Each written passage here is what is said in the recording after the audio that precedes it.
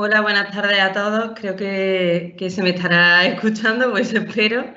Lo primero de todo, daros las gracias a todos los participantes. Me complace como miembro de la Junta de Gobierno transmitiros nuestro agradecimiento desde el Ilustre Colegio de la Abogacía de Córdoba en general y en particular desde la Comisión de Derechos de Consumidores y Usuarios encargada de la organización de esta fabulosa conferencia. Espero que sea muy formativa y de vuestro interés y agrado.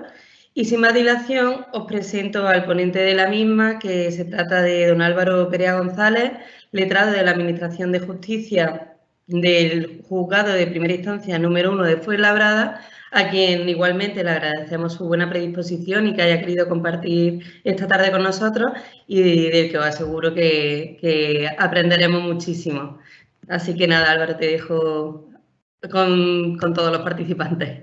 Muy bien, pues muchísimas gracias, Sofía, también a Laura y permítame en primer lugar agradecerle también la invitación aquí, aunque no está hoy con nosotros, a Lourdes, que fue la persona que me contactó y que para mí es un honor estar hoy por primera vez en el Colegio de la Abogacía de Córdoba para impartir esta formación que yo voy a enfocar desde una perspectiva muy práctica, aunque lógicamente me tengo que apoyar en sustrato teórico, y que pretende ser una aproximación al mecanismo, digamos, realizatorio de la subasta judicial partiendo siempre desde el prisma del abogado, que yo creo que es un prisma muy abandonado, porque la subasta en la ejecución habitual en España parece que es un acto más y desconectado por otra parte de la ejecución y que se encarga el procurador, y yo creo que el abogado tiene mucho que decir y de ello me voy a ocupar. Como son las 6:30 de la tarde de un lunes en hora casi intempestiva, no pretendo matar a nadie, así que voy a intentar ser más o menos breve, voy a intentar ser ameno, eso luego lo tienen que juzgar ustedes. Y sin mayor dilación voy a poner las diapositivas. No sé si me puede confirmar, Laura, si lo... A ver. Tienes que compartirla, Álvaro. Ahora, perfecto. Ahora, ¿verdad? Vale, a ver, me quedo por aquí. ¿Se ve la diapositiva? Se ve perfecto. Perfecto. Pues sin mayor dilación empezamos. En lo que se refiere un poco a la metodología del curso, que yo creo que siempre tenemos que tener un orden, sobre todo cuando estamos hablando de cuestiones procesales, voy a seguir el índice que ven a continuación, una breve introducción, el concepto de lo que es la subasta judicial, que insisto, parece que es una cosa que todo el mundo da por supuesta, que se entiende perfectamente, pero que no es tan sencillo. Y luego me voy a adentrar en lo que yo creo que más que la propia subasta en sí es lo más problemático de la cuestión procesal de este mecanismo de realización, que es lo que afecta al concepto del remate y, por otra parte, a la adjudicación, entendiendo siempre que son dos cuestiones derivadas, analizando, por otra parte, también de forma particular lo que es el supuesto del artículo 670, apartado cuarto, de párrafo tercero, y, por otra parte, también haciendo una brevísima alusión a lo que es la hipoteca sobre remate, que es un negocio jurídico independiente previsto por parte del artículo 107 de la ley hipotecaria, y, en último lugar, a lo que significa también la liberación del bien, que, como sabemos, es la posibilidad que tiene el deudor, en todo caso, de poder pagar aquello que debe a la parte acreedora y, en definitiva, poder, valga la redundancia, liberar ese bien y, por tanto, dejar sin efecto lo que es esa perspectiva de adjudicación que existe. Como les digo, habida cuenta del tiempo que tenemos y que tampoco pretendo matar a nadie, siempre preservando lo que es la perspectiva práctica, voy a empezar de forma inminente. En primer lugar, con relación a la subasta, lo que tenemos que entender es que es el modo, digamos, ordinario de realización inmobiliaria en nuestro país. ¿Porque lo dice el legislador? Pues realmente no. Si nosotros fuésemos a la dicción literal del artículo 636 de la Ley de Enjuiciamiento Civil, comprobaríamos como, en primer lugar, la forma de realización que se prevé por parte de la ley, por parte del Poder Legislativo, es la que afecta al acuerdo, al convenio de realización entre las partes. ¿Qué pasa? Que luego en la práctica este convenio realmente no ha funcionado. O sea, el artículo 640 yo creo que es un artículo que tiene muchísima bondad, pero que es un artículo que luego, por una serie de cuestiones registrales en las que hoy no me puedo ocupar, no ha tenido, digamos, la perspectiva o el encaje práctico que se esperaba, y esto nos ha conducido a que la forma, como decía, de realización ordinaria de los bienes que se encuentran afectos implica vinculados a un procedimiento de ejecución, ya sea vía embargo, ya sea vía hipoteca, en el caso de la ejecución del artículo 681 y siguientes de la Ley de Enjuiciamiento Civil, se realice, como digo, a través de la subasta. ¿La subasta se realiza porque sí, es un mero capricho procesalista o adjetivo? Pues lógicamente no. La subasta tiene una doble función. dependiendo de la óptica desde la que analicemos el instrumento. En primer lugar, lógicamente, para el acreedor, que es aquella persona que legitima con su pretensión ejecutiva la ejecución forzosa del artículo 517 y siguientes de la Ley de Enjuiciamiento Civil, no es otra que la de obtener dinero. ¿Dinero con la qué? Con el que poder satisfacer su crédito. Lógicamente, cuando nosotros vamos a una ejecución es porque hemos sufrido un impago, se nos ha reconocido, ya sea a través de una sentencia, a través de un decreto en determinados casos, por ejemplo en un monitorio, y en definitiva lo que queremos es que se pague aquello que se nos debe. Para ello, como sabemos, se necesita pues, el ejercicio de embargos o la propia acción hipotecaria para poder conseguir bienes que luego podamos realizar, que luego nos permitan obtener, digamos, ese dinero, ese cash, ese efectivo con el que poder pagar la deuda que se tiene con nosotros. Y en segundo lugar, la subasta también lo que supone al mismo tiempo y de forma simultánea es una transferencia de la propiedad, de tal forma que ese bien que inicialmente es de la parte ejecutada, a cambio de ese dinero que va a servir para dar cobertura a la deuda que tiene, lo que se va a generar es una transferencia de la propiedad, de tal forma que va a pasar del ejecutado a otra persona que bien puede ser el postor, bien en determinados casos también puede ser, como ocurre muchas veces en la práctica, la parte ejecutando. En definitiva, y esto es una de las ideas principales que yo creo que quiero que hoy se lleven a casa, la subasta opera en un doble plano. Por una parte, es un instrumento para la obtención de liquidez, por eso se suele vincular, por ejemplo, en el marco de hipoteca, con lo que se conoce como los derechos de realización, o sea, me permite realizar un bien para con eso bien cobrar un crédito. Y en segundo lugar, es un instrumento que también permite la transferencia de la propiedad, la transferencia dominical de un sujeto a otro. Dentro de la subasta, como les decía, la mayor problemática que encontramos en la práctica, los juzgados de primera instancia, los juzgados mercantil también, es la relativa al acto de remate. El acto de remate muchas veces se confunde con el acto de adjudicación y en verdad son cosas nítidamente distintas, aunque es verdad que a veces operan de forma sucesiva. Pero el remate debemos entenderlo como un paso preliminar para la adjudicación, que es el nacimiento finalmente de ese derecho de la propiedad en la persona del adquirente. En cuanto a ello, vamos a hacer también alusión, lo veremos muy brevemente, al concepto de la liberación del bien. Ustedes imagínense que en vez de ser el abogado de la entidad de crédito o el abogado de la parte ejecutante, son el abogado del ejecutado.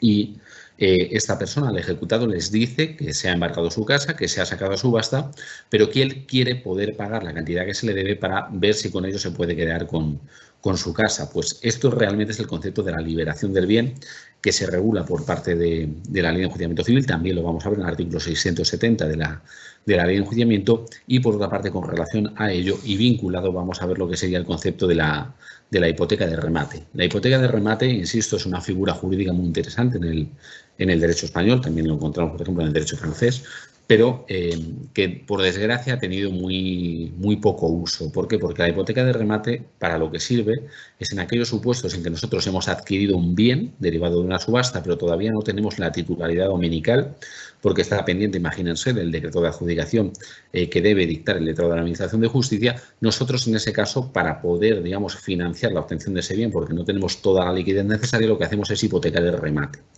Ese remate es un derecho, una expectativa patrimonial que luego se va a traducir en una adjudicación y lo que nos permite la hipoteca de remate del artículo 107 es pasar posteriormente la hipoteca sobre el remate a la hipoteca sobre el bien inmueble, que normalmente será lo que subastemos. Lo vamos a ver luego. La subasta judicial en España es una subasta que puede ser de bienes muebles, imagínense de un cuadro, y puede ser, como será normalmente, de bienes inmuebles. No por nada, sino porque realmente los bienes que nos permiten la mayor obtención de un valor normalmente suelen ser los inmuebles, suele ser una casa, suele ser un terreno. Es verdad que, hombre, si fuese un Picasso, pues depende, ¿no? Pero un Picasso no lo tiene todo el mundo. Entonces, continuando, como les decía, el remate para mí es un concepto jurídico-procesal trascendental. Lo ven ahí dentro de lo que es la subasta judicial. En primer lugar, porque el remate, como les digo, es el resultado de la subasta, entendiendo la subasta como un acto de concurrencia de postores. Si no hay postores, lógicamente no va a haber un remate. Un remate, digamos, es ese derecho que concede un tránsito, una pasarela hasta la adjudicación, pero que solamente tiene lugar en aquellos supuestos en que ha habido una concurrencia, que es algo definitorio de la subasta. La subasta que busca la obtención de mejor precio. ¿Y cómo lo hace? Permitiendo que pueda pujar cualquiera. ¿En España puede pujar cualquiera en una subasta pública judicial? Desde luego. ¿Puja mucha gente? No. ¿Qué porcentajes tenemos en España de participación en subastas públicas? Pues de media, no llegan al 50%. O sea, depende mucho la provincia, depende de la jurisdicción, pero generalmente, para que nos hagamos una idea, en la jurisdicción civil y en ciudades o provincias, mejor dicho, perdón, como Madrid, Barcelona, Valencia, grandes lugares a nivel judicial, pues realmente apenas alcanza el 50%. ¿Por qué? A mi juicio, por dos razones fundamentales. La primera, que es la que nos trae aquí, por el gran desconocimiento en general que hay de la subasta judicial por parte de la ciudadanía y también por parte de los operadores jurídicos, y en segundo lugar por una cuestión elemental y que vamos a ver también más tarde, y es el hecho de que un juzgado, un letrado de administración de justicia, un juez, un funcionario, no tiene por misión obtener el mejor precio de nada. O sea, nosotros nos pagan por dictar decretos, por tramitar procedimientos, por poner sentencias en el caso del juez, pero realmente no hacemos una función de prospección de mercado, y eso ha conducido a que la subasta, pese a que se ha pretendido que sea exitosa, pues realmente todavía presenta graves defectos de implantación en el mercado privado por esa falta de conocimiento, y ello sumativo al hecho de que, por ejemplo, una cuestión tan importante como la situación posesoria o ese tipo de elementos, pues desgraciadamente, ya les digo, por esa disfunción que supone la asignación de estas funciones para un juzgado, pues no las podemos cumplir, y lógicamente casi nadie, o sea, se compra su primera casa o se compra una casa o dispone de una cantidad importante de dinero si no puede comprobar cuál es la situación posesoria o si no puede visitar el inmueble. Por otra parte, vamos a empezar ya sin mayor dilación a ofrecer lo que es el concepto jurídico técnico de subasta. Yo he utilizado se puede lógicamente, esto no es tasado, se puede utilizar otro, pero me parece más completo y lo ven ahí.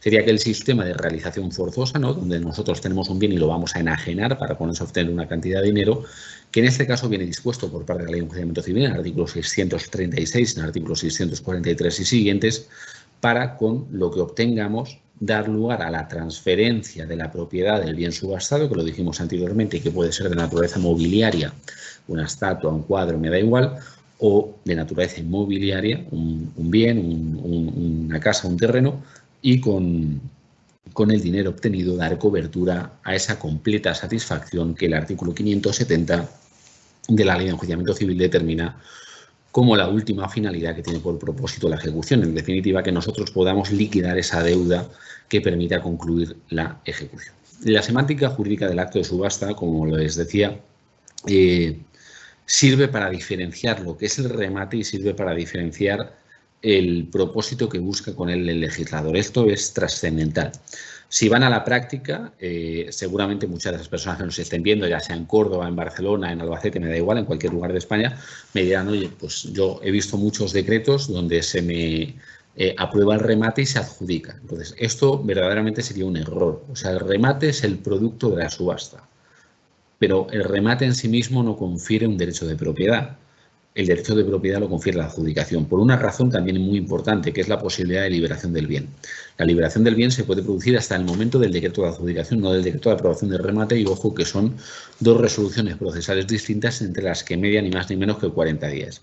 Esto es la teoría, o sea, ya saben que cualquier plazo que se dispone en una ley de enjuiciamiento civil es propio, es decir, es vinculante y obligatorio para ustedes, pero es impropio para nosotros, ¿no? Esta doctrina de los plazos impropios que supone que luego nos fumemos un puro nosotros con los plazos procesales, y que aquí da igual, ¿no? Este tema de la lentitud de la justicia, en el que por razones evidentes y en el contexto actual no voy a entrar. Como les decía, cuando nosotros en un procedimiento de ejecución, y aquí estoy hablando de una ejecución de título judicial, donde, por ejemplo, el título es una sentencia del artículo 517, apartado primero, número primero, o si estamos ante la ejecución de título no judicial de una póliza de préstamo mercantil, o si estamos ante la ejecución hipotecaria de un crédito con un préstamo con garantía hipotecaria, siempre parece que la subasta es un trámite sin más, ¿no? Es un trámite dentro del marco de realización que no tiene mayor trascendencia, y verdaderamente la subasta es el acto procesal que definitoriamente va a condicionar cuál sea el resultado de ese procedimiento ejecutivo que nosotros hemos iniciado desde la perspectiva del ejecutante. ¿Por qué? Porque si yo soy el abogado, imagínense, de una entidad de crédito, que normalmente son los ejecutantes, o de un particular, que también lo puede ser, a mí lo que me interesa es que mi cliente vea satisfecho su derecho de crédito, para con ello terminar el procedimiento de ejecución y que diga, oiga, ustedes le veían 5.000 euros, ya los tiene, me paga a mí la minuta y adiós muy buenas, ¿verdad? Pero, ¿qué pasa? Pues que, en primer lugar, que en España hay un desconocimiento general del procedimiento de ejecución.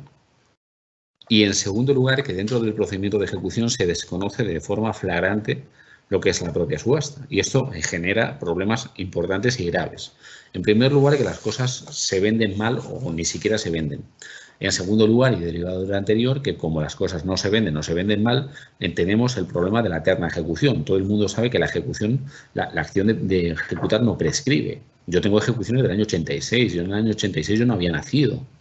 Y sin embargo, pues tengo ahí procedimientos que siguen vivos, donde de vez en cuando pues vamos haciendo consultas patrimoniales, vamos haciendo a ver embargos, tal, y sigue vivo el procedimiento. Esto porque ni prescribe la acción ejecutiva, ni por otra parte caduca el procedimiento una vez ya se hubiese instado, habida cuenta de que no rige para la caducidad de la instancia. Volviendo un poco a esto, como les decía anteriormente, repito ahora, la definición propiamente de la subasta judicial comporta la idea de la concurrencia de postores. La idea de la concurrencia de postores no es azarosa ni siquiera estrictamente jurídica, es económica. O sea, a mí una subasta en la que pueden participar muchas personas me sirve, y lo que trato de preservar es que participen muchas personas, porque a mayor participación, mayor competencia, mejor precio. Y esto es fundamental.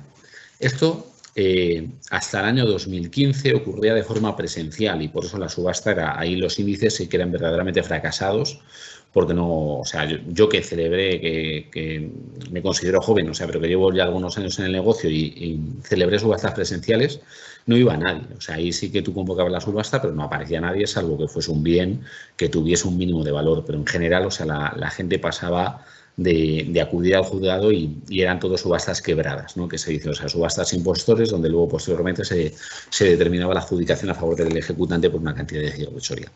En el año 2015, con la segunda reforma que se hace de la Ley de Enjuiciamiento Civil en ese año, se crea por primera vez la subasta judicial electrónica, que se habilita a través del Boletín Oficial del Estado, no por nada, sino porque era, digamos, la única plataforma común que en aquel entonces y ahora también teníamos dentro de lo que es el ámbito de la dispersión territorial, ¿no?, que existe de la Administración de Justicia en España, y por tanto, pues en ese momento el legislador dice, pues mira, la forma de articular el sistema de subastas electrónico va a ser el BOE. Luego, además, se han ido añadiendo pues lo que son las subastas de la agencia tributaria, que yo creo que funciona muy bien, las subastas también de la Seguridad Social, y en definitiva hemos creado un portal común donde puede participar cualquiera, y donde de lo que se trata, insisto, es de verificar esa competencia que debe ser libre, pública, y que debe llevar un enfrentamiento de posturas que en último término genere el mejor precio de remate. La idea del legislador en el año 2015 era muy buena. Lo que pasa que, insisto, ese elemento de información o de plataforma común para una mejor subasta está muy bien, pero si tú no cuidas el elemento informativo con relación al bien concreto, pues es evidente que nadie va a pujar. O sea, tú puedes tener una opción de comprarte un chalet, en el centro de Córdoba por un precio muy asequible, pero si no puedes visitar el chalet o no sabes si tiene ocupa o no, pues lógicamente, salvo que seas un fondo de inversión o una entidad de crédito, pues te lo piensas, pero luego volveremos a ese tema. Como les decía, dentro de lo que es la calificación por el objeto, que es objeto de subasta, valga la redundancia, encontramos por una parte lo que sería la subasta mobiliaria y por otra parte la subasta inmobiliaria. La primera que regula la Ley de Enjuiciamiento Civil, curiosamente, es la subasta de bienes muebles, que es la menos habitual, que tiene previsión dentro de los artículos 643 a 654. Y luego encontramos lo que sería la subasta de bienes muebles, que en realidad no deja de ser una especialización de la anterior. Y luego, además, que yo lo voy a citar porque es la más habitual en la parte práctica, encontramos lo que serían las especificaciones propias de la ejecución hipotecaria. Una, muy importante, y si hay alguien aquí que trabaja en alguna entidad de crédito seguro que lo puede decir mejor que yo, es el tipo de subasta. O sea, el tipo de subasta en una ejecución de título judicial donde estamos ejecutando una sentencia, un decreto, vendrá dada por el avalúo, artículo 606, que determina el perito.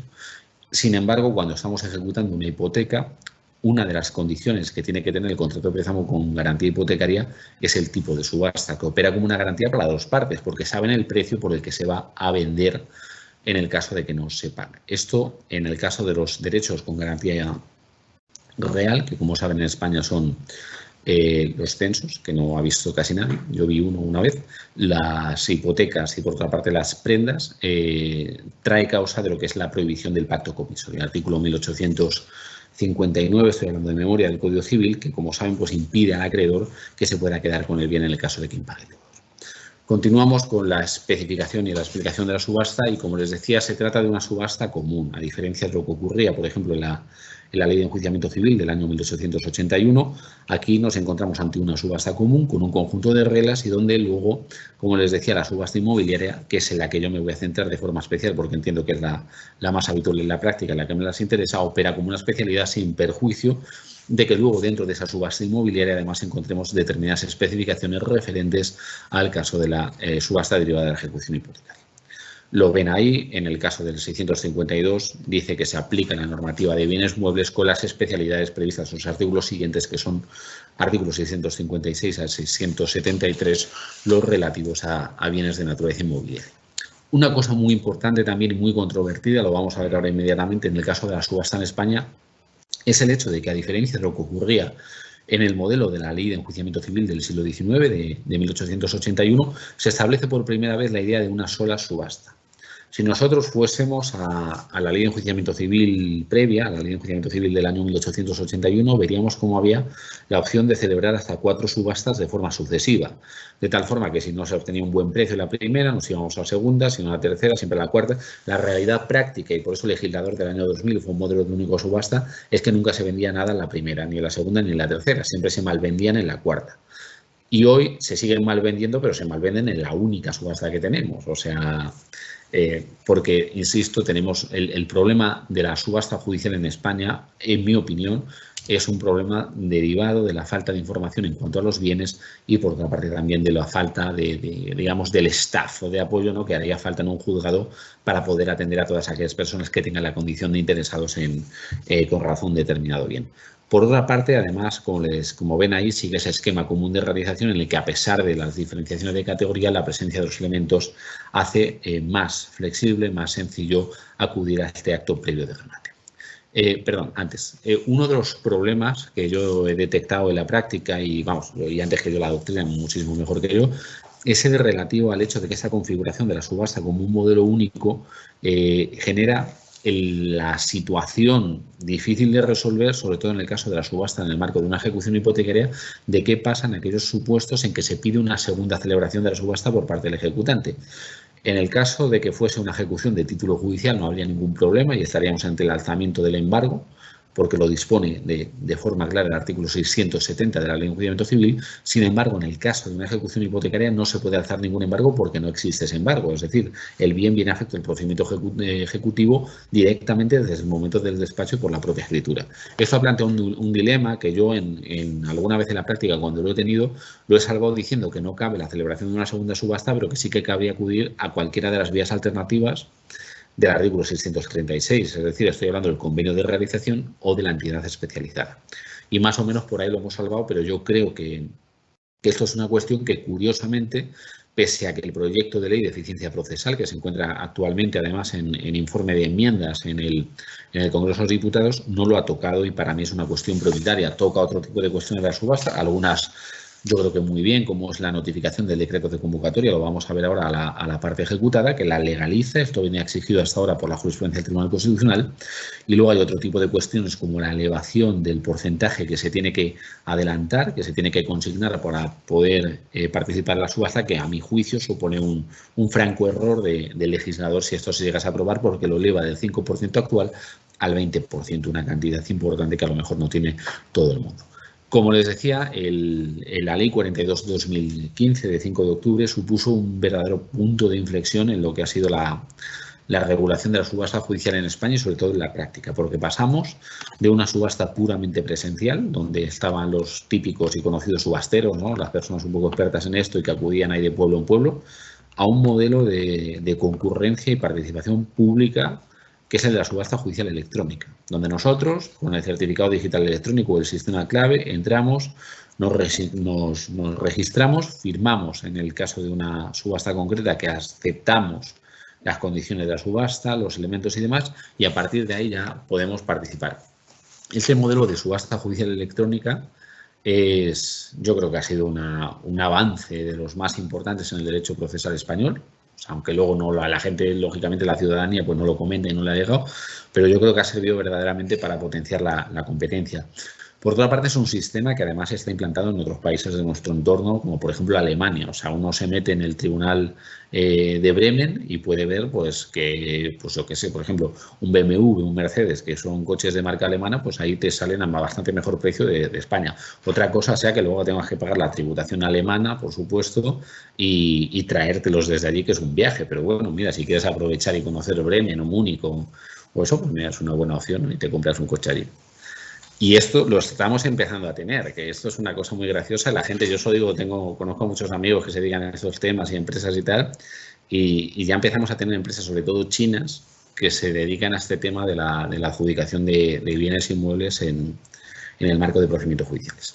Bueno, ¿cómo empieza la subasta judicial? La subasta judicial empieza, lógicamente, en el caso de una ejecución de título judicial con un embargo, pero no me voy a detener en ello, luego lo que sería el avalúo y, en definitiva, con lo que será la convocatoria del acto de subasta con un decreto del letrado de la Administración de Justicia. Es decir, si están ustedes en Fuenlabrada 1, que me he juzgado, pues ahí me verán a mí. Si están en el juzgado de primera instancia número 3 de Córdoba, pues a mi compañero dictará una resolución en la que ordenará que se saque un determinado bien, vamos a imaginar que sea un bien inmueble, a subasta.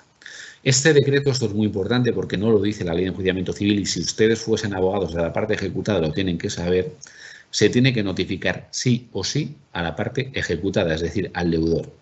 ¿Por qué? Porque si el juzgado no lo notifica, y esto pasa más de lo que nos imaginamos, lo que estamos haciendo es vedar la posibilidad y el derecho que tiene la parte ejecutada, es decir, el dueño del bien, a poder intervenir en el acto de subasta. Esto es doctrina del Tribunal Constitucional, que no sé si lo he citado por ahí, si no luego al final me lo dicen o luego les dejo mi mail y les contesto con la cita concreta, pero esto lo que dice el Tribunal Constitucional es una cosa de puro sentido común, que es el hecho de que el ejecutado pueda intervenir en el acto de venta de su casa. Si esto no se produce, estaríamos hablando de un supuesto de indefensión material y que por tanto podría conllevar la nulidad de los actos posteriores al decreto de convocatoria de la subasta, de acuerdo, insisto, con la doctrina del Tribunal Constitucional que ha determinado la indefensión en aquellos casos. Muy importante, en el decreto tenemos que identificar el bien. Lógicamente no vale con decir la casa del tío Julio o la casa de la calle tal, o sea, hay que identificarlo de forma perfecta, de tal forma que aquella persona que está verdaderamente interesada en el bien, pues pueda conocerlo, pueda identificarlo, pueda en su caso incluso visitarlo si tiene la oportunidad y determinar o formarse un interés serio, cierto, sobre la tipología del bien. Y en último lugar, pues se suelen indicar algunas cuestiones, como sería la cesión de remate, las condiciones particulares, etcétera. ¿Dónde se celebra la subasta judicial? Es decir, si yo, por ejemplo, en vez del letrado de la Administración de Justicia me dedicase a este mundillo, o yo como letrado de la Administración de Justicia, yo tengo ahora mismo en mi casa mi hipoteca, pero si quisiese comprarme otra, ¿dónde debería entrar? En el portal de subastas del Boletín Oficial del Estado. Como les dije anteriormente, esto se centralizó por parte del Ministerio de Justicia del año 2015, entendiendo que el portal de subastas era la única aplicación común que teníamos a nivel de territorio, porque como sabe, la Junta de Andalucía, por ejemplo, tiene competencias asumidas, Madrid tiene competencias asumidas, Castilla-La Mancha no, es Ministerio de Justicia. Entonces, en esto a mí me gusta llamarlo la justicia taifática, ¿no?, que hay en España. O sea, tenemos un reino de taifas, ¿no? Además, hay en Córdoba que eso les suena mucho y eso conlleva que no mande nadie y que esto sea pues siempre un descontrol y un desgobierno, ¿no?, como digo yo, y ahora más que nunca, ¿no?, por todo lo que está pasando. Entonces, en aquel momento yo creo que con buen criterio dijeron, mira, aquí lo centramos todo en el BOE y los andaluces, los gallegos, los madrileños y los murcianos pues pueden entrar en el mismo sitio. Y luego, muy importante, el acreedor tendrá que liquidar, por supuesto, aquí de Hacienda no se escapa a nadie, el modelo correspondiente de la tasa judicial para que la subasta pueda celebrarse. Si la liquidación de esta tasa, que normalmente no tiene ningún problema, no se puede celebrar, ¿vale? Continuamos. En el caso de las ejecuciones hipotecarias, esto es una breve especificación, pero es que son las más habituales, ¿vale? Para que nosotros, ejecutantes, imagínense una entidad de crédito, un banco de cualquier tipo, podamos producir lo que es el acto de subasta, deberemos preservar una serie de requisitos. En primer lugar, el primero y más importante, la notificación del auto de despacho de ejecución, que como saben es la primera resolución del juez, incoando el procedimiento de ejecución, así como el decreto del día después, por parte del letrado de la Administración de Justicia, se tienen que notificar al deudor, al hipotecante no deudor si lo hubiere, al tercer poseedor, etcétera. Posteriormente debemos dejar un plazo de 20 días en el cual se podrá pagar por parte de las personas ejecutadas. Deberemos tener la certificación del registro de la propiedad, que esto es muy importante porque nos va a decir las cargas posteriores del inmueble, pero también, sobre todo, nos va a decir si la hipoteca se encuentra subsistente y sin cancelar. Si estuviese cancelada, lógicamente no tiene sentido el procedimiento ejecutivo. Y, en último lugar, la instancia de parte. Esto es muy importante. Abogados, no se pide que la subasta se saque de oficio, lo tienen que pedir las partes, lo tiene que pedir la parte ejecutante, lógicamente, habitualmente. Entonces, no nos presenten ese escrito típico de impulso de venga, que por el juzgado se le dé el impulso procesal cuando ni siquiera ustedes han pedido la celebración de la subasta. Aquí muy importante, ¿vale? Miren, nunca jamás, esto ya más como ciudadanos que como abogados, nunca jamás se compren o participen en una subasta sin ver la certificación de cargas actualizada al día, a ser posible, casi de cierre de la subasta. Esto es crucial, ¿vale? Entonces, nosotros, como sabemos, el sistema registral español, bueno, esto da para un máster. Eso es un tema muy bonito, cómo funciona el registro de la propiedad en España, pero resumiendo muchísimo, es el principio de prioridad, ¿no? Entonces, nosotros tenemos que ver qué es lo que se está ejecutando, un bien, y qué cargas tiene. Entonces, normalmente tendrá una o tendrá varias. En el caso de la hipoteca, que es lo más habitual que nos encontramos, tendremos que comprobar si efectivamente la certificación de cargas coincide con la primera hipoteca, en cuyo caso las restantes se van a cancelar. Si hay cargas anteriores, las cargas anteriores las asume el adquirente. Y esto es fundamental porque tú puedes comprar una casa por 50.000 euros en Pozuelo de Alarcón y pensar que has hecho un negocio redondo, pero si esa casa en Pozuelo de Alarcón por 50.000 euros tiene 3 cargas anteriores con hipotecas por 3 millones de euros, te has comprado una casa por 50.000 euros pero debes 2.950.000. No he tenido muchos, pero he tenido algunos casos desgraciados de gente que no sabía ni lo que compraba. Entonces, esto es fundamental. Los que no sean abogados, que se asesoren con ustedes y les explican el principio de prioridad y lo que supone la cancelación de cargas o la asunción de las mismas. Y lo fundamental siempre es entender que lo posterior se cancela, pero que lo anterior se lo queda uno. Hay determinados casos en que el hecho de que tenga una carga no implica que sea una mala oferta, una mala opción, perdón, especulativa o de inversión. Lo que tenemos que ver es cuánto nos va a costar el precio en el momento de la subasta, luego posteriormente de la adjudicación y luego, lógicamente, sumar lo que será la carga anterior, porque a lo mejor será una carga, yo que sé, imagínense, del IBI, del impuesto de vehículos inmuebles, de bienes inmuebles, perdón, de 4.000 euros y a mí la casa me sale por 60.000 y luego tiene un valor de mercado de 600.000, pues hombre, el negocio es redondo, o sea, yo pago el IBI encantado. Pero aquí hay que hacer sumas y restas, ¿vale? O sea, esto no es una cosa tan sencilla y, sobre todo, fundamental que la certificación de cargas esté actualizada, que nosotros sepamos lo que vamos a cancelar y que nosotros sepamos si hay algo que debamos asumir, porque luego llegan las sorpresas. En cualquier caso, de que nosotros seamos, como les decía anteriormente, el abogado de la entidad de crédito o incluso el ejecutado, para saber si el procedimiento de ejecución hipotecaria tiene base y por tanto debe seguir, tenemos que ver eso que ven ahí en la diapositiva en negrita y en mayúsculas, que la hipoteca base del procedimiento se halla subsistente y sin cancelar. El procedimiento de ejecución hipotecaria es un procedimiento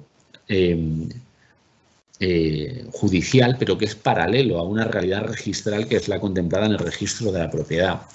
Como saben, el registro de la propiedad en España no es obligatorio, salvo para determinados negocios jurídicos, uno de ellos la hipoteca.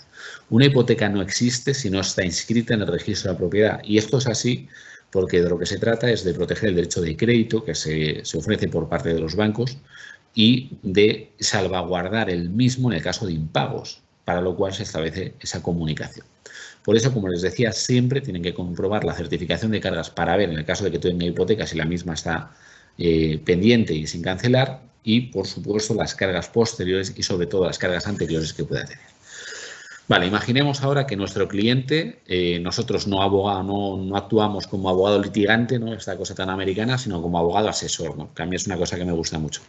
Entonces, porque esto nos ahorraría muchísimo trabajo, los juzgados, o sea, no estaríamos colapsados si la gente fuese al abogado antes, se aprueban después, entonces ahí ya tenemos el problema. Entonces, ustedes imagínense que van, son letrados, pero son letrados eso de asesores, que a mí es un concepto que me encanta, muy americano.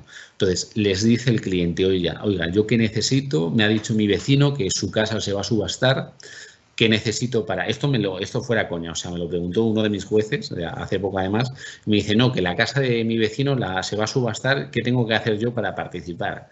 Y joder, digo, macho, digo, esto que me lo diga un ciudadano particular, o como lo digas tú, digo, tenemos un problema grave en España. Entonces, muy sencillo y realmente muy fácil, o sea, bastante más fácil de lo que la gente se piensa. En primer lugar, la identificación en forma suficiente. ¿Qué esto qué significa? Pues tan sencillo como tener un DNI electrónico o un certificado electrónico.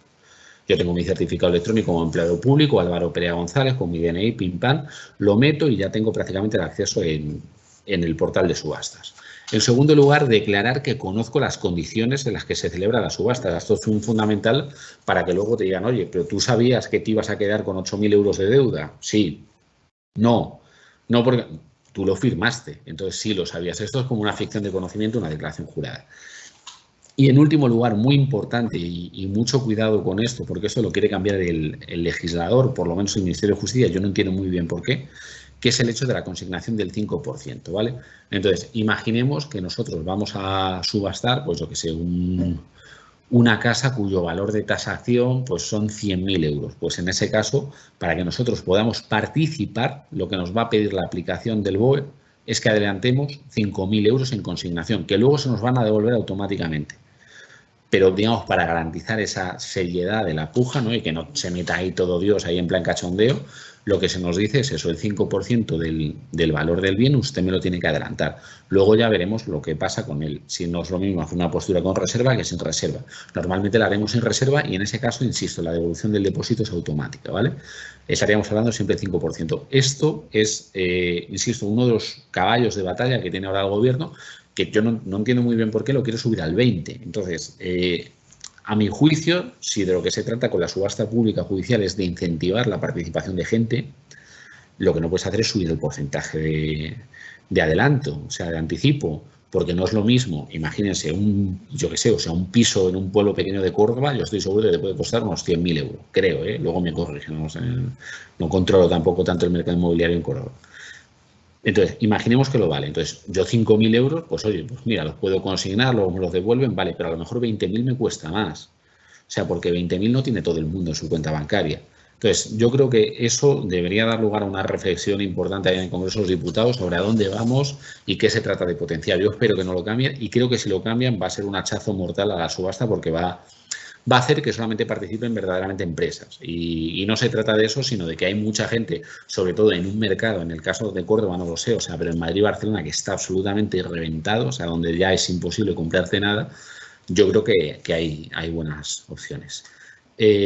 Como les decía, nosotros la subasta, en este caso el juzgado, la da de alta a través de la cuenta de consignaciones y depósitos, ven ahí el logo, y tenemos que tener en cuenta una serie de cosas. En primer lugar, todo lo referente a la publicidad, el edicto donde vamos a hacer anuncio de lo que son las condiciones del bien, ese tipo de cuestiones se tiene que subir para que lo pueda analizar, lo pueda estudiar cualquier persona. Luego es muy importante que no siempre lo tenemos porque esto se dijo en su momento con la reforma legal que se iba a entregar lo que era la certificación de cargas digitalizada por los registros y no se está haciendo siempre, pero como les decía, si no viene en el portal de subastas, ustedes obligatoriamente, ya sea por interés propio o por interés de algunos de sus clientes, tienen que facilitar lo que es la certificación de cargas en la medida de lo posible más actualizada posible. Jamás se tiren a la piscina de adquirir algo sin ver la certificación de cargas porque se pueden arrepentir. ¿La subasta judicial en España es la única opción que tenemos para vender un bien? No. En realidad, la primera opción es el convenio de realización, lo he dicho al principio de la charla, y otra opción es la realización por persona o entidad especializada, la mal llamada subasta extrajudicial. La primera opción yo creo que es muy interesante, el convenio de realización, la segunda también, pero desgraciadamente en España pues no han cuajado. En primer lugar, o por una falta de cultura, una falta de conocimiento, como suele pasar, y en segundo lugar, por una doctrina de la Dirección General de los Registros y el Notariado, que yo la entiendo, pero que creo que protegiendo mucho, digamos, lo que eran los derechos de los terceros posteriores, lo que ha hecho ha sido verdaderamente desnaturalizar lo que son este tipo de adquisiciones. En cualquier caso, no me voy a detener en ello por cuestión de tiempo, si no me da para exponer todo, pero sí que dejar destacado que, por ejemplo, la realización por entidad especializada, que yo es un tema que trabajo mucho, en el ámbito concursal funciona fenomenal. O sea, ¿Y por qué funciona fenomenal? Por una cuestión muy sencilla, porque son empresas que se dedican a ello, pues imagínense como en el caso de una inmobiliaria, que tienen esa capacidad de prospección de mercado, que me cuidan mucho los detalles, por ejemplo, de atención telefónica a los interesados, de posibilidad de visitar el bien, de posibilidad de contemplar la relación de arrendaticia que existe actualmente, ese tipo de datos que desgraciadamente los juzgados no siempre proporcionamos. Esto, por supuesto, el convenio de realización y garantía especializada serían aplicables también al caso de la ejecución hipotecaria de acuerdo con el artículo 646. Esto salto mucho, únicamente remito al articulado por cuestiones de tiempo, que sería el 640 en el caso de la Ley de Enjuiciamiento Civil y el 641 en el caso también de la Ley de Enjuiciamiento Civil respecto de la realización por persona o entidad especializada. Muy bien, nosotros celebramos la subasta que tiene lugar durante 20 días naturales o hábiles. Naturales. Naturales, ¿qué significa para uno que no sea experto, que tenga conocimiento jurídico? Muy sencillo, que se cuentan también los sábados, domingos y festivos, ¿vale? Esto fue así por una sencilla razón, o sea, porque si tú tienes que estar metiendo los días hábiles, contando, descontando, la gente se vuelve loca, ¿vale?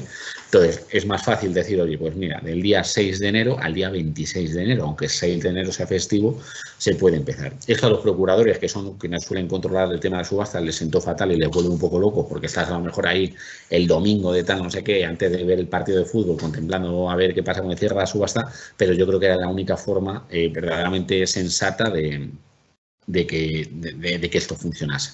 Yo, sí es verdad que a mi juicio, y después de algunos años ya con esto, creo que el plazo de 20 días es excesivo. Yo, por ejemplo, que tengo las subastas de mi juzgado, las tengo vinculadas a mi correo electrónico para saber qué está pasando con ellas. Y me acuerdo hace poco con uno, que es verdad que era un local comercial que estaba a muy buen precio, y me parece que eran las 2 últimas horas antes del cierre de la subasta. Bueno, yo no sé si tuve 84 mensajes, o sea, de gente que la empuja, pum, pum, pum, pum, pum, pum, pum, pum. O sea, verdaderamente siempre, y esto cualquiera que sea un poco experto se lo va a decir, es en el día antes o los 2 días antes cuando esto se empieza a disparar. Que yo ahí sí que acortaría el plazo. O sea, me parece que poner 20 días naturales cuando realmente en 2-3 días nosotros ya liquidamos todo el pescado, pues creo que sería más sensato, pero bueno, en todo caso no me corresponde a mí. Vale, nosotros hemos celebrado la subasta y hemos hecho la postura que hemos considerado pertinente. Pregunta del millón. Nos dice un cliente, y nosotros somos un abogado asesor, y me dice, oye, este bien está valorado, imagínense, en 1 millón de euros. Pero yo solamente estoy dispuesto a pagar 100.000 euros. ¿Se lo podría quedar un bien que vale 1 millón de euros a alguien que apuesta 100.000 euros? Esto, si lo preguntas por ahí a la gente, te van a decir que no. Pero es mentira. En realidad sí que te lo puedes quedar. Es poco habitual, pero te lo puedes quedar. Y yo les pongo un ejemplo, práctico, verídico, o sea, tan verídico como que firmé yo la adjudicación. Era un terreno en el centro de Ocaña, Toledo, que era mi destino anterior, y bueno, un terreno que tenía una sobrevaloración excesiva, o sea, porque venía del año 2005, ¿no? Justo antes ahí de la crisis inmobiliaria, y el terreno, que me parece que eran 800 metros cuadrados, lo habían valorado en 1.100.000, o sea, que era una locura, o sea, no valía eso ni de coña. Entonces, lo sacamos a subasta después de un montón de años, porque aquello no le metía a nadie mano a ese procedimiento, tal. Y la única puja que tengo es de un particular por 90.000 euros. Ojo, el bien tasado a 1.100.000. El ejecutado no existía, es lo que se conoce como una empresa zombie, era una empresa promotora de inmuebles que luego había quebrado, pero no estaba en el registro concursal. Y el ejecutante era lo que se conoce como el banco malo, ¿no? El Sareb. Entonces, en este caso me venía el hombre y me decía, bueno, ¿cuándo me va a devolver usted el depósito, tal, no sé qué? Porque, digo, vamos a ver, digo, es que la única puja de ustedes por 90.000 euros, digo, yo, aunque es evidente que no voy a aprobar el remate, porque estamos hablando de un sobrevalor de casi el 1000%, digo, necesito saber primero qué opina el ejecutante. Y aquí la cosa, que el ejecutante me dice que se lo adjudique. Entonces, claro, se me sitúa el dilema de decir, oye, bueno, si es el propio ejecutante, el ejecutado no está ni se le espera, digo, y la única opción que tenemos de vender esto es esta subasta, digo, porque si no, digo, pues creo que no va a quedar otra. Y verdaderamente firmé una adjudicación de algo que se había valorado en su momento en 1.100.000 por 90.000 euros. O sea, el negocio, vamos a ver, es evidente que eso no valía 1.100.000 actualmente. O sea, es lógico. Pero también es cierto que no valía 90.000, o sea que valdría bastante más. Y ahí la operación fue redonda. Entonces, la pregunta del millón, ¿se pueden hacer posturas por un precio que no se corresponde con el precio real? Por supuesto que sí. Otra cosa será que luego el letrado de Administración de Justicia nos diga que sí o que no. O sea, eso la última palabra la va a tener mi compañero, o si están en Fuenlabrada 1 la tendré yo. Pero realmente, o sea, la postura se puede hacer siempre por el precio mínimo de salida que se determine en la convocatoria, que suele ser muy bajo, o sea, que suele ser, ya les digo, o sea, no llega ni siquiera al 5%. Entonces, ¿qué es una postura o qué es el remate, mejor dicho? Pues es la postura, ¿no?, que obtiene preferencia y que se hace eficaz para lograr la adjudicación. Aquí tenemos una serie de términos en la RAE. A mí lo que me interesa es que entiendan siempre que el remate es el resultado de la subasta que va a servir posteriormente para preparar la adjudicación. Y como no me queda mucho tiempo, voy a tener que hacer un resumen muy rápido, pero siempre entendiendo lo siguiente. La aprobación del remate, que es un decreto independiente que dicta el letrado de Administración de Justicia, es el aval judicial, el aval en el que el juzgado me dice, oiga, usted que presentó la mejor postura, yo la admito como válida y le concedo el plazo de 40 días para que me pague lo que diferencia entre la consignación inicial y el precio final. Volvemos al ejemplo para que lo vean, ¿vale? Intento ser práctico del piso en Córdoba o en un pueblo de Córdoba que vale 100.000 euros. Entonces se consignan 5.000 y la mejor postura se hace, vamos a imaginar, por 50.000, un 50% por la mitad, ¿vale? Entonces yo he consignado 5.000, si la postura final que he hecho son 50.000, esos 40 días a mí me van a servir para consignar los 45.000 restantes. Así funciona, ¿vale? Nosotros tenemos un decreto y luego tendremos el decreto de adjudicación. Es importante que en la medida de lo posible lo paguemos cuanto antes, porque cuanto antes tenga el letrado de Administración de Justicia la diferencia entre la consignación y el precio final del remate, antes podrá dictar el decreto de adjudicación. Y el decreto de adjudicación, una vez firme, es la resolución que nos sirve a nosotros para meterlo en el registro de la propiedad. Y esto no es una cuestión menor, porque una vez ya lo tenemos en el registro de la propiedad, ya aparecemos públicamente, como saben, frente a todos, erga omnes, que diríamos en latín, como titulares de ese bien. Continuamos y, bueno, aquí la cesión del remate, esto se hace mucho en el caso de entidades de crédito, porque como saben, una entidad de crédito se dedica a dar crédito, sobre todo ahora que estamos en esta situación, ¿no?, con Credit Suisse, vamos a ver qué pasa. Y no se dedican al negocio inmobiliario. Esto es importantísimo, ¿vale? O sea, esto durante un tiempo, pues verdaderamente muchos bancos en España han tenido más bienes inmuebles que crédito que dar. Y esto ha generado un problema que luego creo que seré. Entonces, la cesión de remate es lo que permite, cuando yo tengo un derecho de preferencia previo a una adjudicación, poder cederlo a cambio de un precio a alguien que finalmente va a ser el adjudicatario. Esto, como les digo, ha permitido sanear a muchas entidades de crédito y en la práctica se utiliza a través del artículo 647, que pide únicamente una comparecencia entre el cedente y el cesionario y la acreditación del precio pagado. No me detengo por cuestión de tiempo porque necesito que veamos el artículo 670, pero ahí ven los requisitos: la comparecencia ante el letrado de Administración de Justicia, los poderes especiales del cedente y cesionario, la aceptación del pago preliminar o simultáneo, imagínense a través de un cheque, la identificación del remate cedido, es decir, el número de procedimiento, el bien registral, datos, etcétera, el consentimiento de ambas partes y, por supuesto, su firma y la firma del letrado de Administración de Justicia. Vale. Vamos al momento, como les decía, de verificación del remate una vez celebrada la subasta. Y aquí, ¿qué tenemos que comprobar? En primer lugar, qué porcentaje del valor del bien significa la postura que se ha hecho. Si nosotros, vuelvo, insisto, a este ejemplo que me va a servir que me va a ser útil en la tarde de hoy. Un piso en un pueblo de Córdoba y su valor es de 100.000 euros.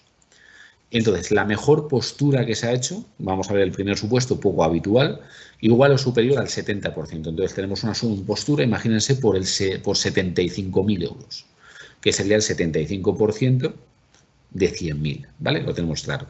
En estos supuestos, la ley es meridiana y diáfana. Aquí estamos hablando de un caso de adjudicación directa. Entonces, en el mismo día o en el siguiente cierra la subasta, esto luego lógicamente tarda tiempo, hablamos de los plazos impropios, el letrado de la Administración de Justicia tiene que aprobar por ley. O sea, aquí no entra a valorar nada. El letrado de Administración de Justicia aquí es meramente, como digo yo, autorizante. ¿Por qué? Porque se entiende que esa postura es más que suficiente con relación al valor del bien y que permite dar cobertura, aunque sea parcialmente, pero casi del todo, a la deuda que tiene la parte ejecutada. Entonces, cuando nosotros tenemos una postura del 70% o superior al 70% con relación al valor del bien, en el caso de un bien de 100.000, de 70.000 hasta 100.000, en ese caso se procede al remate directo a favor del postor. Puede ocurrir que el valor de subasta, como saben, viene determinado bien por la valoración pericial que se haga del artículo 666, bien, como les dije anteriormente, en el caso de una escritura pública de préstamo con garantía hipotecaria, a través de lo que se hubiese pactado en la escritura de subasta. Vale, igualmente puede, en este caso, como les decía, la aprobación a favor de mejor postor y la contestación o la motivación que tiene este artículo, el 670, apartado primero, es el hecho de que se realiza un juicio favorable por parte de la ley a favor de este tipo de adjudicaciones porque sirven para liquidar gran parte de la deuda del ejecutado, así se presume. Vale, puede ocurrir que estemos ante una postura igual, perdón, vamos a ir a la siguiente, igual o superior a las pujas, perdón, a ver, a la siguiente. 40, aquí se darían 40 días, que es lo que hemos dicho antes. Es que esto está pensado para que tengamos mucho más tiempo. Permítanme que tengo que abreviar. Vale, una cuestión importante. ¿Qué pasa si es el ejecutante el que, participando en la subasta, hace la puja igual o superior al 70%? En este caso, la entidad de crédito, que normalmente será el ejecutante, tiene que liquidar todo lo que se le debe a ella por los conceptos de costas e intereses. ¿Por qué? Porque eso nos permitirá conocer si la adjudicación se tiene que hacer por el 70% o por una cantidad mayor o menor según resulte. Para ello tendremos que dar lugar a la tramitación de los incidentes, lo saben, de las costas procesales, artículo 241 y siguientes de la Ley de Enjuiciamiento Civil, en conexión con el artículo 545 también en el caso de la ejecución de la Ley de Enjuiciamiento Civil, y en el caso de los intereses, de acuerdo con las previsiones del artículo 712 y siguientes. ¿Por qué? Porque yo, una vez conozca el montante total de lo que se debe, podré determinar cuál es el precio de la adjudicación, bien el 70%, bien todo lo que se deba por todos los conceptos, que esto es lo que yo llamo la dación de pago judicial, o sea, porque yo he calculado todo lo que se le debe al acreedor y a cambio y como el bien cubre con esos conceptos, yo le entrego el bien y cancelo el procedimiento y libero, por tanto, al deudor de la carga de la deuda que tenía. La liquidación por todos los conceptos, como les decía, es una especie de forma híbrida en la que nosotros damos lugar a esa dación de pago judicial determinando lo debido por costas y también lo debido por intereses. Vale. En el caso, lógicamente, de que no se puedan liquidar con todas las cosas e intereses, que esto ocurre desgraciadamente mucho porque hay una sobrevaloración muchas veces de lo que son el precio de ejecución en relación con el valor del bien, lógicamente tiene que continuar porque, como sabemos, el artículo 570 de la Ley de Enjuiciamiento Civil determina que la ejecución solamente concluye cuando hayamos dado completa satisfacción al derecho de crédito del acreedor. Vale. Puede ser que nos encontremos ante una postura igual o superior en este caso al 70%, pero con pago aplazado, garantizado. ¿Esto cuándo pasa? Pues esto pasa, no ocurre mucho en la práctica, pero podría pasar cuando nosotros no tenemos la liquidez suficiente para pagar el precio del bien que hemos ofrecido, pero sí que tenemos a un banco que nos va a dar una hipoteca o que nos va a dar un derecho de prenda o que nos va a dar algún tipo de instrumento financiero que nos va a permitir, valga la redundancia, financiar esa adquisición que para nosotros ahora mismo solamente es una postura. En estos casos, lo que dice la Ley de Enjuiciamiento Civil es lo siguiente. Nosotros vamos a dar traslado a la parte ejecutante y si la parte ejecutante mejora la postura, se lo queda a ella. Si no, en ese supuesto, se lo podrá quedar siempre y cuando se den una serie de garantías relativas al pago aplazado. Aquí estamos hablando normalmente de una hipoteca de remate que lo vamos a ver más tarde. ¿Por qué? Porque el propósito de la ejecución forzosa es dar satisfacción al acreedor ejecutante y, por tanto, se le da esa posición de opinión privilegiada para que sea él el que determine si le sirve unas garantías para un pago aplazado o si prefiere hacerse cargo él de la adquisición del bien pagándolo en ese caso de forma inmediata.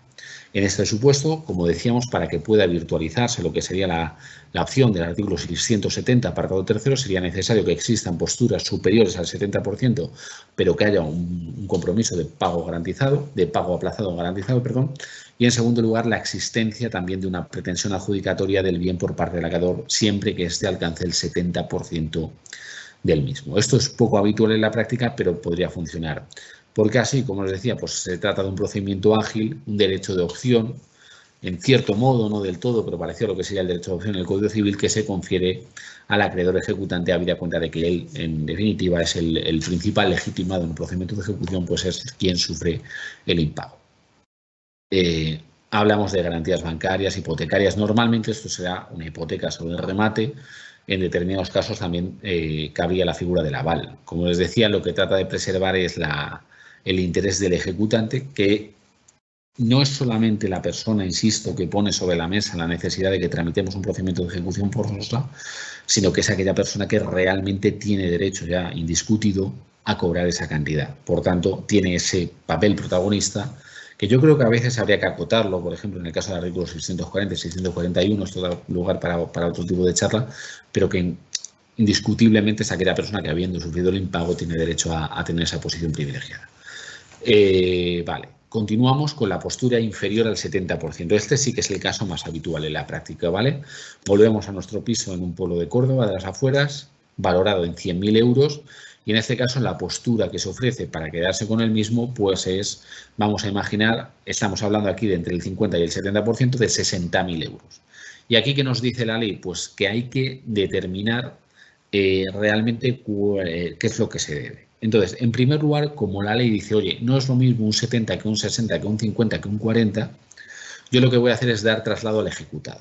Esto es una cosa que en su momento, cuando se puso, pues tenía mucha bondad y se pensaba que iba a ser útil, y que luego en la práctica no sirve para nada y solamente sirve para que el proceso tarde bastante más, porque el ejecutado no siempre se lo localiza. Entonces, la lógica o el fundamento que tiene esta regla jurídica es que, como el mercado ha rechazado un buen precio por el bien del ejecutado, se le conceda a este la oportunidad de traer a alguien que ofrezca un mejor precio. ¿Qué pasa? Que el ejecutado normalmente, cuando ya hemos llegado a la celebración de la subasta, al remate, al decreto, o sea, no quiere saber nada. El ejecutado lo que quiere es que se venda aquello como buenamente se pueda y a partir de ahí, pues mire, cuanto antes liquide mejor. Pero desgraciadamente no quiere saber nada. Entonces, el trámite de traslado al ejecutado, que es un trámite imperativo, cuidado, y que si no se hace puede determinar la nulidad, de nuevo, del decreto de aprobación de remate, incluso del decreto de adjudicación posterior, se tiene que hacer. Entonces, se tiene que hacer, se le tiene que dar traslado y le tenemos que decir, oiga, pues el postor A ha ofrecido por su casa que vale 100.000 euros, 60.000. ¿Usted puede traer en el plazo de 10 días a una persona que ofrezca un mejor precio? ¿Sí o no?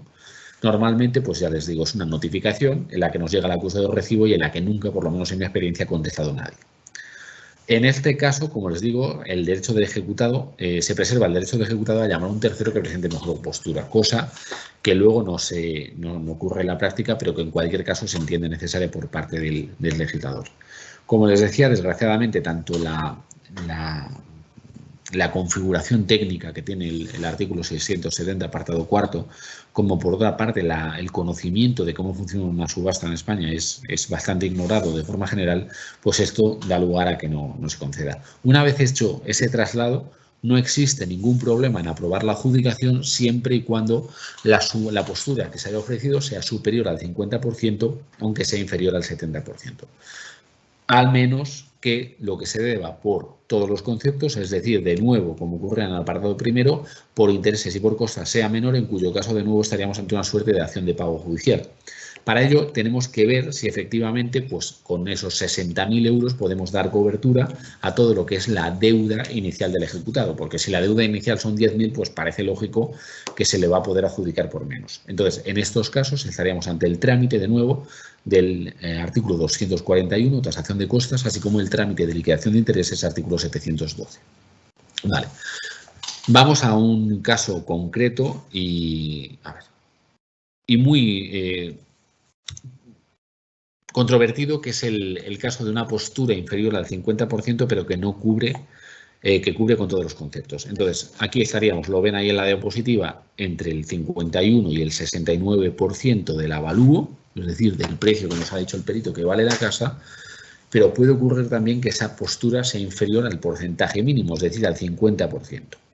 Entonces, aquí de lo que se trata, de lo determinante, es ver si con esa postura se cubre todo lo que sea debido. Consejo en la práctica, porque yo sé que luego los de la Administración de Justicia, igual que los jueces, igual que los melones, pues depende cómo te salgan, o sea, pues te pueden dar muchos problemas o te pueden dar menos. Mi consejo, o sea, desde la perspectiva del abogado, y soy una persona que está casada con una abogada, sé de lo que hablo, intenten en la medida de lo posible y con independencia de lo que diga el 670, tasar las costas y liquidar los intereses antes del decreto de remate. ¿Por qué? Porque ahí van a saber a ciencia cierta cuál es, desde la perspectiva del ejecutante, lo que se le debe. Y esto es importante por dos razones. En primer lugar, por preservar el derecho del ejecutante a conocer cuál es la completa satisfacción del artículo 570 y, en segundo lugar, porque luego el registrador de la propiedad, cuando haga la inscripción, si no se ha cancelado todo, lo tiene que dejar indicado. Estamos hablando aquí de la certificación, creo que es del 692, estoy hablando de memoria, de la ley de enjuiciamiento civil en el caso de la hipoteca. Entonces, es fundamental que la medida de lo posible, una vez se haya celebrado la subasta, si pueden, insten el procedimiento de tasación de costas y de liquidación de intereses cuando, lógicamente, la postura que hayan hecho sea inferior al 70%. Vale. Postura inferior al 50%, imagínense, de nuevo, nuestro piso de Córdoba por 100.000 euros, en la que, sin embargo, nosotros ofrecemos 30.000. Buen chollo, ¿no? O sea, un piso que vale 100.000 euros, ofrecemos 30.000, oye, pues no está mal. Pero ni siquiera sirve para liquidar todo lo que sería la deuda. Aquí, esto es lo más usual, ¿vale? O sea, porque la gente lo que busca en una subasta es una ganga. O sea, aquí nadie se compra su vivienda habitual, se compran, pues eso, pues tu casa, tu apartamento en Benidorm, en Torrevieja, tal, este tipo de cosas que tiene la gente a buen precio. Entonces, aquí dependes prácticamente del criterio del letrado de la Administración de Justicia, en el que la ley nos dice que tiene que valorar una serie de cosas. ¿Qué cosas? La conducta del deudor, la posibilidad de lograr la satisfacción del crédito a través de esa venta, el sacrificio patrimonial que supone, etcétera. Esto tiene un problema que también es su ventaja, que es el carácter valorativo de este tipo de adjudicaciones para el letrado de la Administración de Justicia. A mí, cuando al principio se me presentaban este tipo de cosas, me generaba mucha controversia, o sea, porque digo, bueno, digo, joder, digo, es verdad, digo, que vale 100.000 según el avalúo de un perito, digo, pero salido al mercado, un mercado público, un mercado nacional como es el BOE, el mercado dice que solamente paga 30.000. Entonces, esto es el eterno dilema de alguien que ha estudiado económicas entre el valor nominal y el valor real. Entonces, ¿qué valor tiene verdaderamente? Entonces, yo aquí soy defensor de incluso en esos supuestos adjudicar el bien. Porque si alguien piensa de que si lo vamos a sacar en una segunda subasta vamos a obtener un mejor precio, yo creo que se equivoca. La mejor forma de conocer algo es sacarlo a mercado. Y en este caso ha salido a mercado. Que a lo mejor no ha tenido la mejor publicidad, que a lo mejor, desde luego, que, o sea, casi nada de lo que sale en el BOE tiene, digamos, la mejor garantía informativa en cuanto a las condiciones del bien, pero ha salido al mercado. Entonces, si nosotros denegamos una adjudicación por un 30% porque no cubre toda la deuda, vale, o sea, perfecto, por poder se puede hacer, pero realmente nos va a llevar al callejón sin salida de tener un bien con relación a una segunda subasta, que además a lo mejor tenemos que hacer el embargo o que no podemos hacerlo en una segunda subasta y ese bien nos lo comemos y eso significa que además el deudor ni siquiera puede ver minorada, en este ejemplo que hemos puesto, en un 30% su deuda. Entonces, esto es importante que lo tomemos en consideración. Yo sé que de entrada se dice, oye, pues es que no sirve para cubrir el 50%. Vale, señor letrado de la Administración de Justicia, pero tome en consideración qué va a pasar el día después. Entonces, yo creo que la medida de lo posible, salvo que sean, vamos a ver, o sea, un bien de 1.000.000 de euros por 1 euro, aparte primero que creo que sería prácticamente imposible, no, pero cuando son más o menos, pues eso es un 30%, un 40%, yo creo que debemos intentar ser favorables a que se produzca esa adjudicación. Como les decía, es una decisión del letrado de la Administración de Justicia que lógicamente tiene que partir de un análisis procesal de las circunstancias, de la pretensión del adjudicatario y en último término será él el que tenga la palabra sin perjuicio lógicamente del recurso de revisión que legítimamente cabe ante el juez.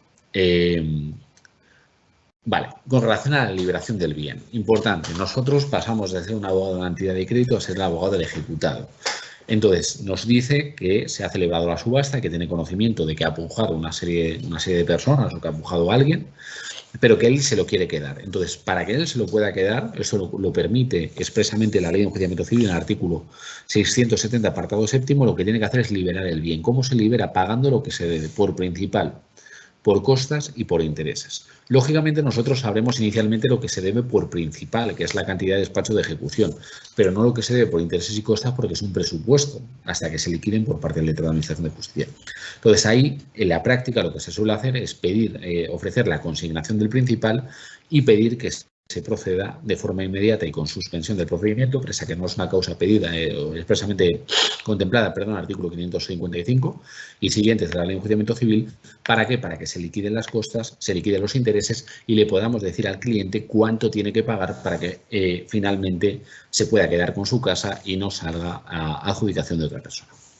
Y por otra parte, ¿cuándo se puede producir esto? En cualquier momento previo a la aprobación del remate o a la adjudicación al ejecutante. Esto es importante, ¿por qué? Porque son dos cosas distintas. La aprobación del remate estamos hablando de un tercero y la adjudicación al ejecutante estamos hablando del supuesto en el que no haya habido postura, en el que no haya habido propiamente una concurrencia de postores y por tanto el ejecutante haga uso del artículo 671. Estos son los límites temporales en los que la persona se podrá liberar el bien dejando extinguido el procedimiento y por tanto liberando el mismo. La consecuencia, lo ven ahí, la suspensión o cancelación de la subasta con la correspondiente comunicación al portal del Boletín Oficial del Estado. Vale, voy a ir concluyendo ya por cuestiones de tiempo y voy a hablar de lo que será la resolución que permite la inscripción de nuestra expectativa patrimonial ya convertida en adjudicación directa, que es el decreto de adjudicación, que viene previsto expresamente por el artículo 670, apartado octavo de la Ley de Enjuiciamiento Civil. El decreto de adjudicación, nos dice la Ley de Enjuiciamiento Civil, tiene que contener todas las circunstancias necesarias para su inscripción con arreglo a la legislación hipotecaria. Esta frase, que parece muy sencilla y diáfana, ¿no?, tranquila, pacífica, realmente en la práctica registral ha dado lugar a ríos de tinta, ¿vale? A enfrentamientos donde yo creo que a veces teníamos razón nosotros y los jueces y otras veces ha tenido razón el registro de la propiedad. Esta guerra, que yo he llamado alguna vez la guerra registral, en realidad ya ha tenido fin, yo creo, gracias a Dios, o sea, sobre todo para los ciudadanos que asistían perplejos, como tantas veces, a los espectáculos, esto que damos a veces en justicia, de lo que pasaba. Entonces, no las cito aquí, pero sí que recomiendo la lectura, sobre todo la primera.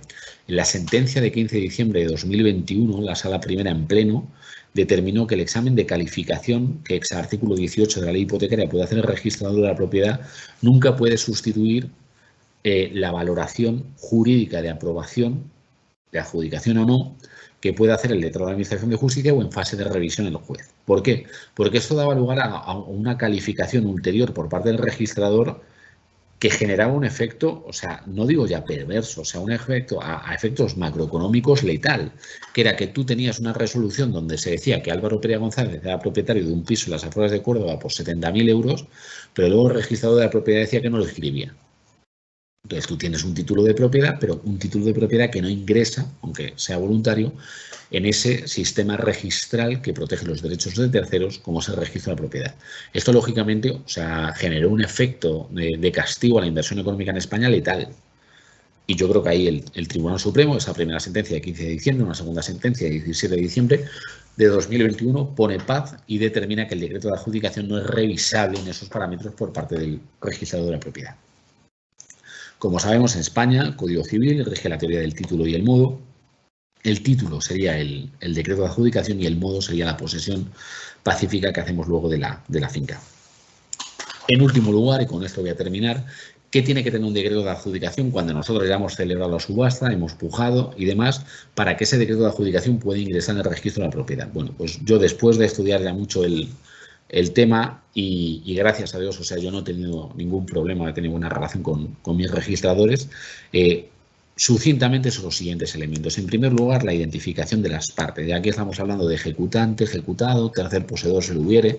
Una breve narración de qué ha ocurrido en este procedimiento, es decir, cuándo hemos despachado ejecución, cuándo hemos requerido de pago, qué ha pasado, cuándo se ha celebrado la subasta, en qué plazo de 20 días naturales, qué pasó la subasta, hubo pujas, no hubo pujas, cuál fue la comunicación que se hizo del requerimiento al deudor, la aportación de la certificación de cargas, si la hipoteca sería subsistente y sin cancelar.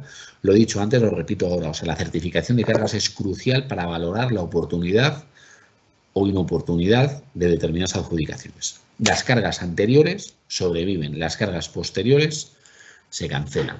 Resultado de la subasta, el tipo de postura y, por otra parte, la fundamentación en la valoración favorable que hace el letrado de Administración de Justicia.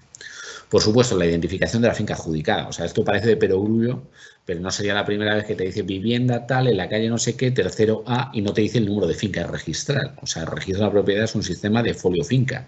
Entonces, si tú no dices el número de finca registral, el registrador, lógicamente, te va a decir que no sabe de qué se está hablando. La identificación del precio de adjudicación, el control o no de cláusulas abusivas, de acuerdo con lo que fue en su momento la Ley 1.13, y en último lugar la identificación, lógicamente, del adjudicatorio, bueno, y de la persona adjudicataria, que bien puede ser, lógicamente, una persona física o bien, como ocurrirá normalmente, una persona jurídica. Y en último lugar, esto es importante también, el decreto para poder ingresar en el registro de la propiedad tiene que ser firme.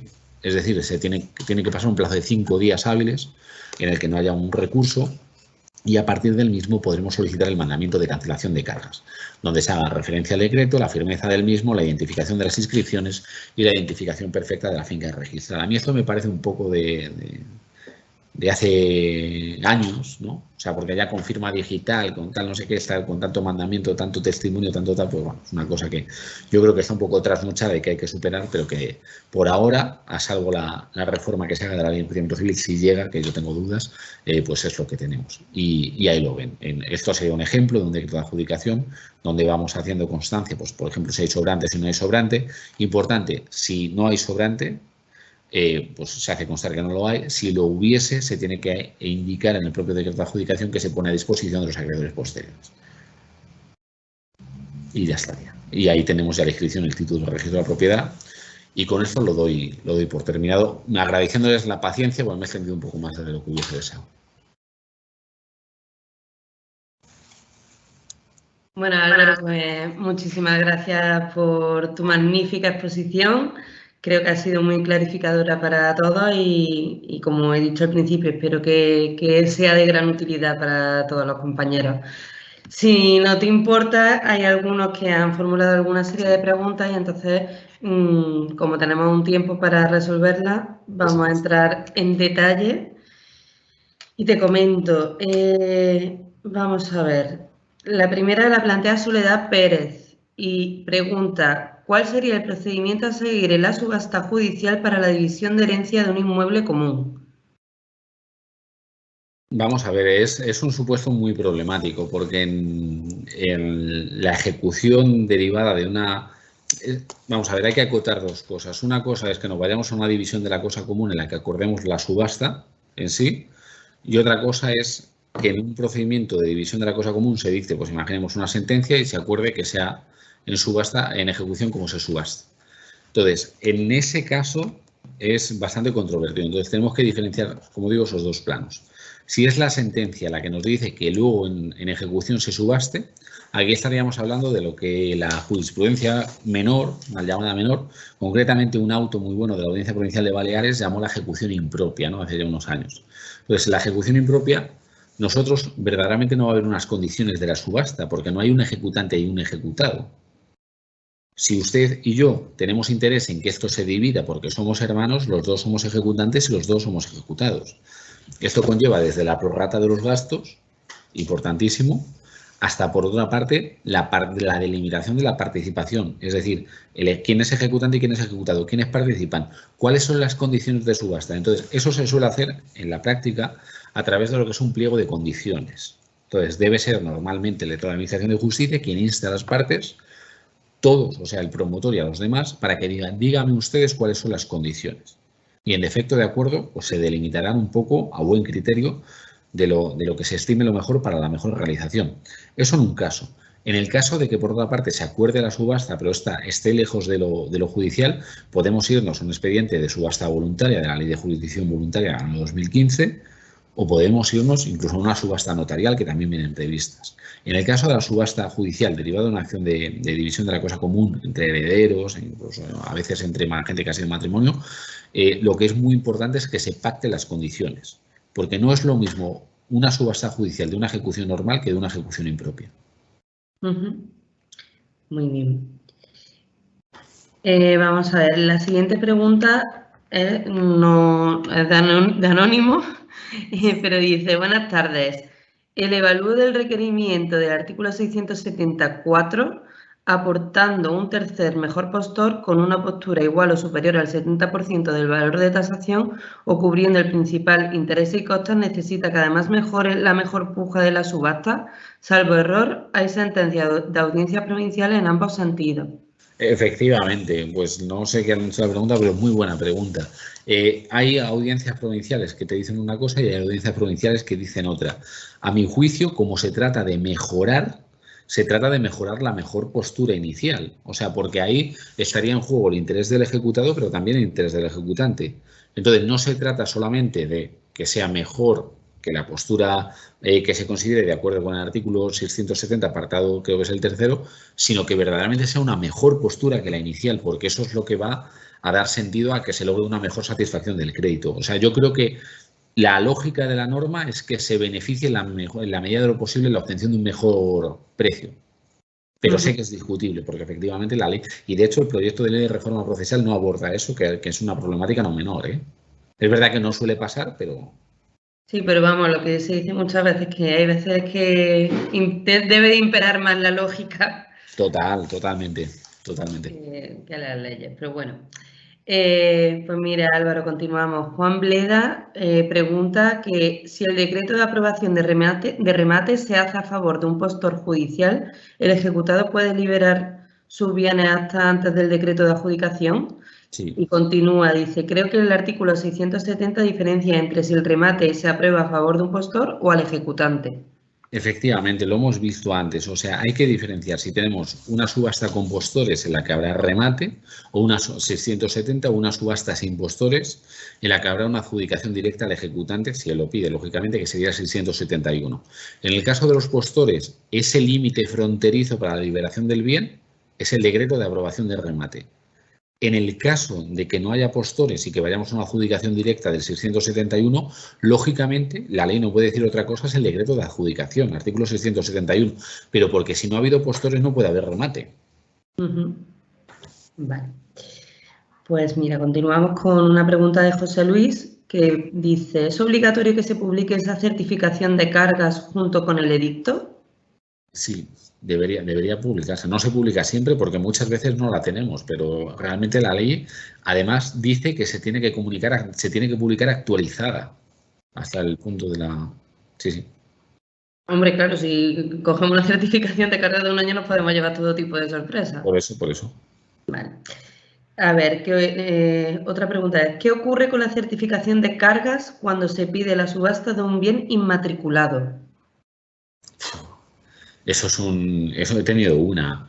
Eso es un sin Dios. O sea, porque es verdad que es una previsión que hace la ley de enjuiciamiento civil, pero verdaderamente muy complicado por un hándicap que es lo que veníamos hablando a lo largo de la charla, que es el tema de la información.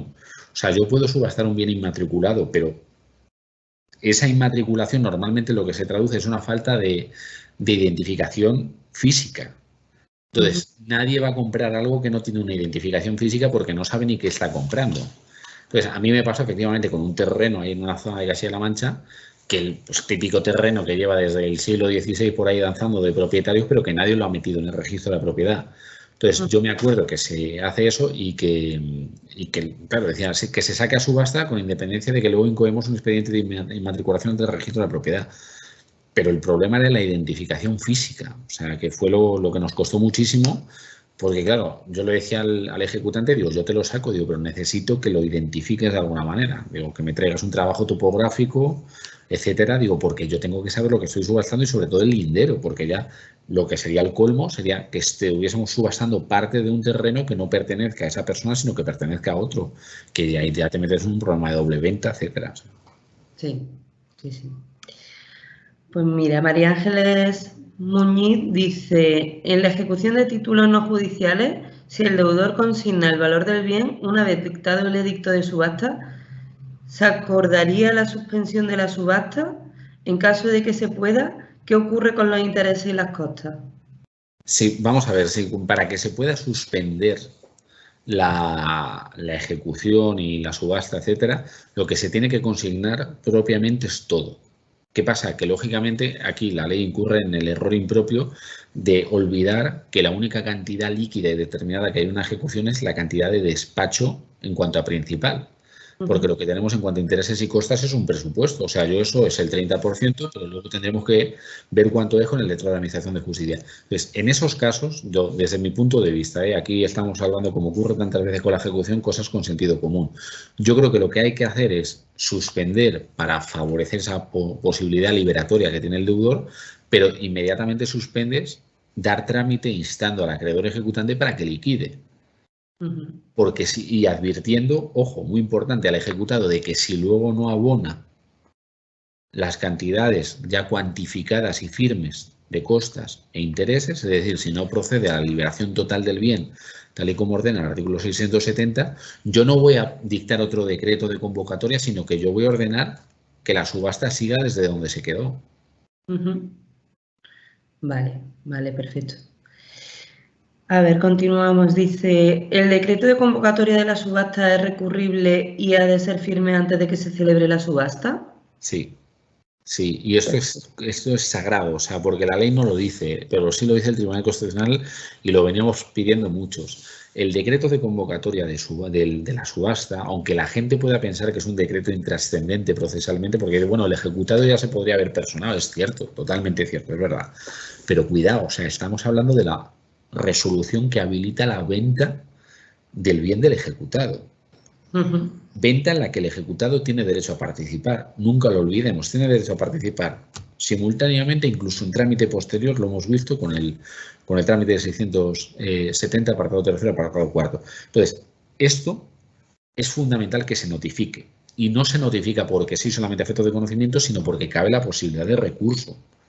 Entonces, es verdad que es un recurso que no es revisión, o sea, no es ante el juez, es un recurso de reposición, porque no es un decreto definitivo, pero hay que esperar a la firmeza de ese, a mi juicio, o sea, y a juicio del Tribunal Constitucional, para que una vez tomado el conocimiento por parte del ejecutado de que se va a sacar a pública subasta su bien y de que le parece bien y no quiere hacer nada, podamos nosotros dar lugar a la publicación en el Boletín Oficial del Estado, a través del alta correspondiente de la cuenta de consignaciones. Otra cosa, por cierto, o sea, no voy a lanzar piedras a mi tejado, o sea, pero como se hacen muchos juzgados, a mi juicio es una aberración, O sea, es una barbaridad y determina, y lo ha dicho, y hay, o sea, no una, ni dos, ni tres, o sea, hay varias sentencias del Tribunal Constitucional, la nulidad de todo lo practicado posteriormente por indefensión material, porque el ejecutado no puede participar en esa operación de venta.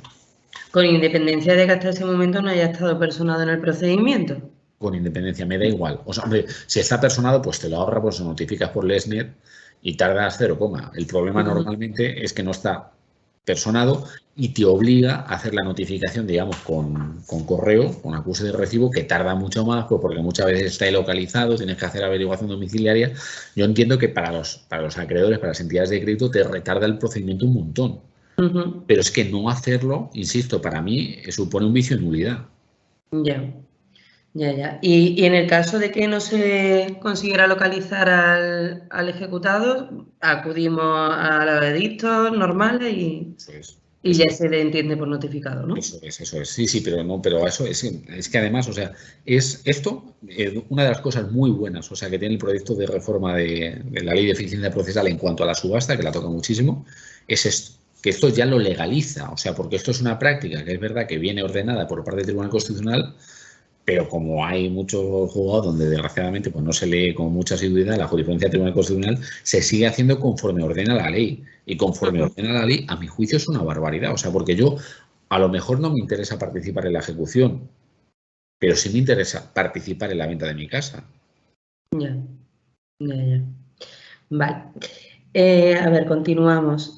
¿Cómo se procede en el caso de que se subasten varios lotes separados y con el precio obtenido con uno de ellos se cubra principal intereses y costas? Buena pregunta. Pues en ese caso yo creo que la ley no lo resuelve tampoco. O sea, pero es verdad que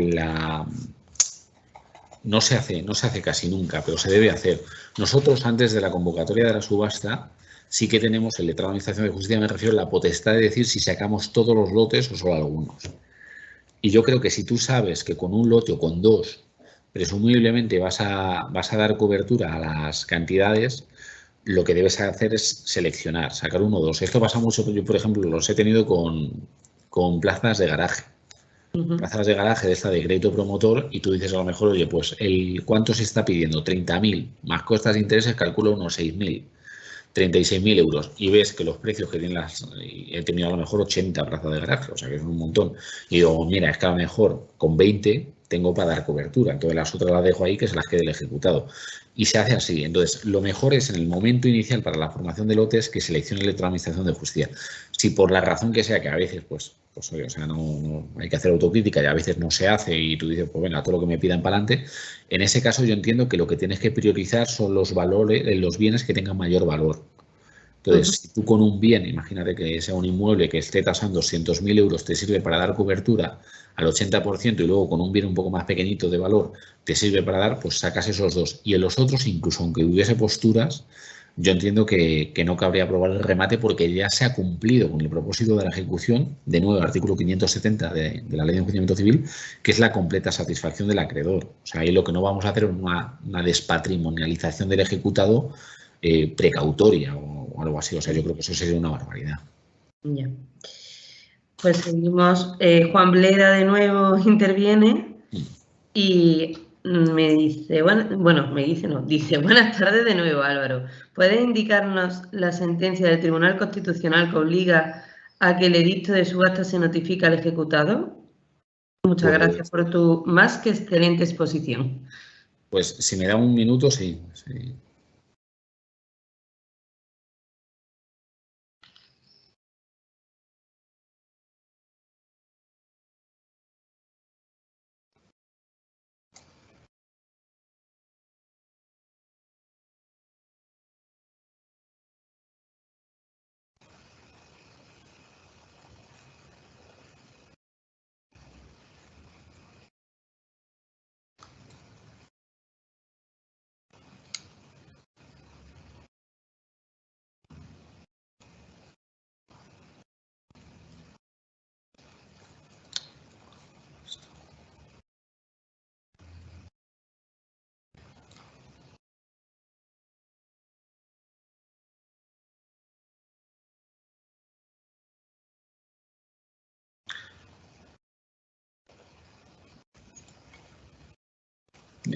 No es concretamente esta, pero creo que le puede servir. Es la sentencia del Tribunal Supremo. De todas formas, luego dejo mi email si quiere y me puede escribir de la Sala Primera de 6 de mayo de 2020.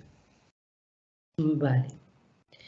Vamos a ver. Es que, Álvaro, te anuncio que tenemos aquí un montón de preguntas. Bueno, nada. Yo no tengo prisa. Si yo cuando me digáis. Y luego, y luego, muy importante, la sentencia del Tribunal Constitucional. Me oye, ¿no? De 25 de abril de 2018. Vale. Perfecto. Pues muchísimas gracias.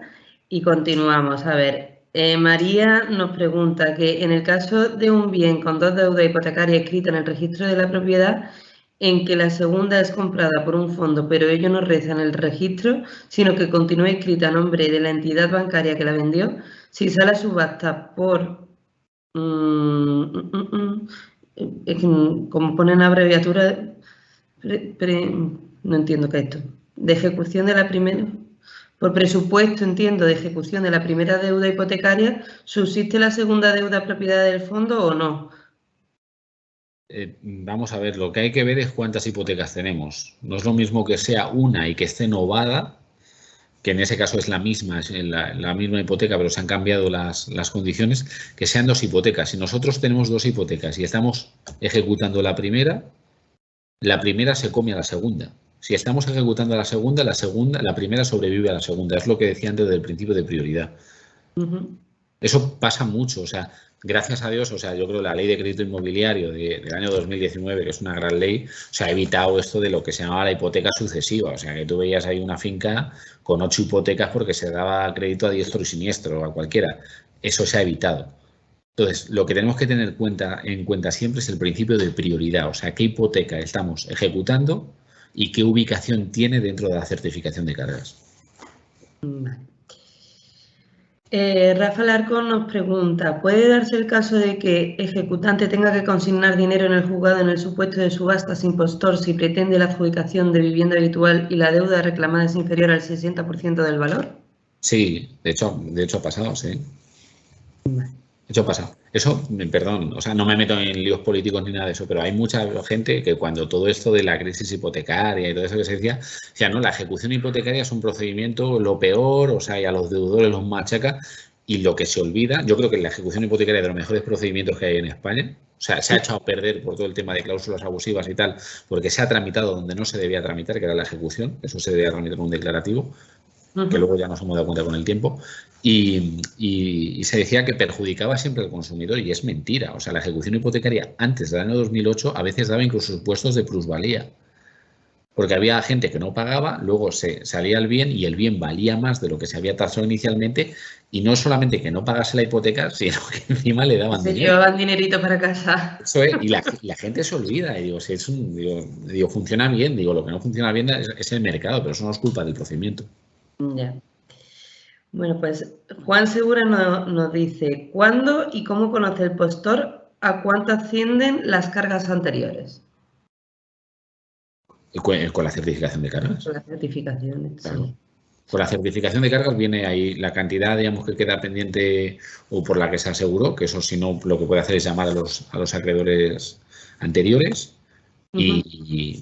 Pero vamos, lo fundamental es ver el límite de cobertura, o sea, por cuánto finalmente respondería eso, que eso es lo que te va a dar una idea. Y luego, lógicamente, hablar con ellos, porque muchas veces están canceladas, pero no lo han metido la cancelación en el registro.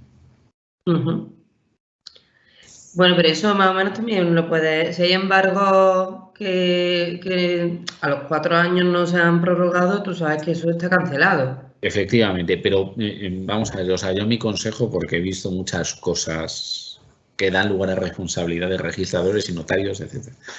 Siempre lo mejor es preguntar y garantizarse que la situación registral coincide con la situación real, porque no sería la primera vez que hay una prórroga de anotación preventiva acordada por el juzgado que no se comunica por parte del juzgado al registrador de la propiedad, etcétera. Entonces, aunque luego eso tú puedas decir, oye, a mí lo que me obliga efectivamente es lo que consta en el registro, que es lo que consta frente a terceros, indiscutiblemente. O sea, pero para evitar problemas, o sea, yo creo que hay que hacer siempre hay una labor muy de detective, pero intentar preguntar y garantizar en la medida de lo posible eso. Porque es que luego llegan algunos sustos, o sea, no digo casi nunca, joder, o sea, que nadie se imagine qué es esto, pero a veces, o sea, de cosas que dices, oye, pues aquí se pidió una anotación preventiva o este embargo está de la agencia tributaria está prorrogado y no consta. Vale. Dice el siguiente, buenas tardes, ¿puede liberarse una carga de una hipoteca sobre un bien por caducidad del asiento? Lo acabamos de resolver, yo creo. Sí, eso A es. los 4 años, si no se solicita prórroga. Eso es. Vale. Bueno, habla de carga de una hipoteca, ¿eh? No de embargo.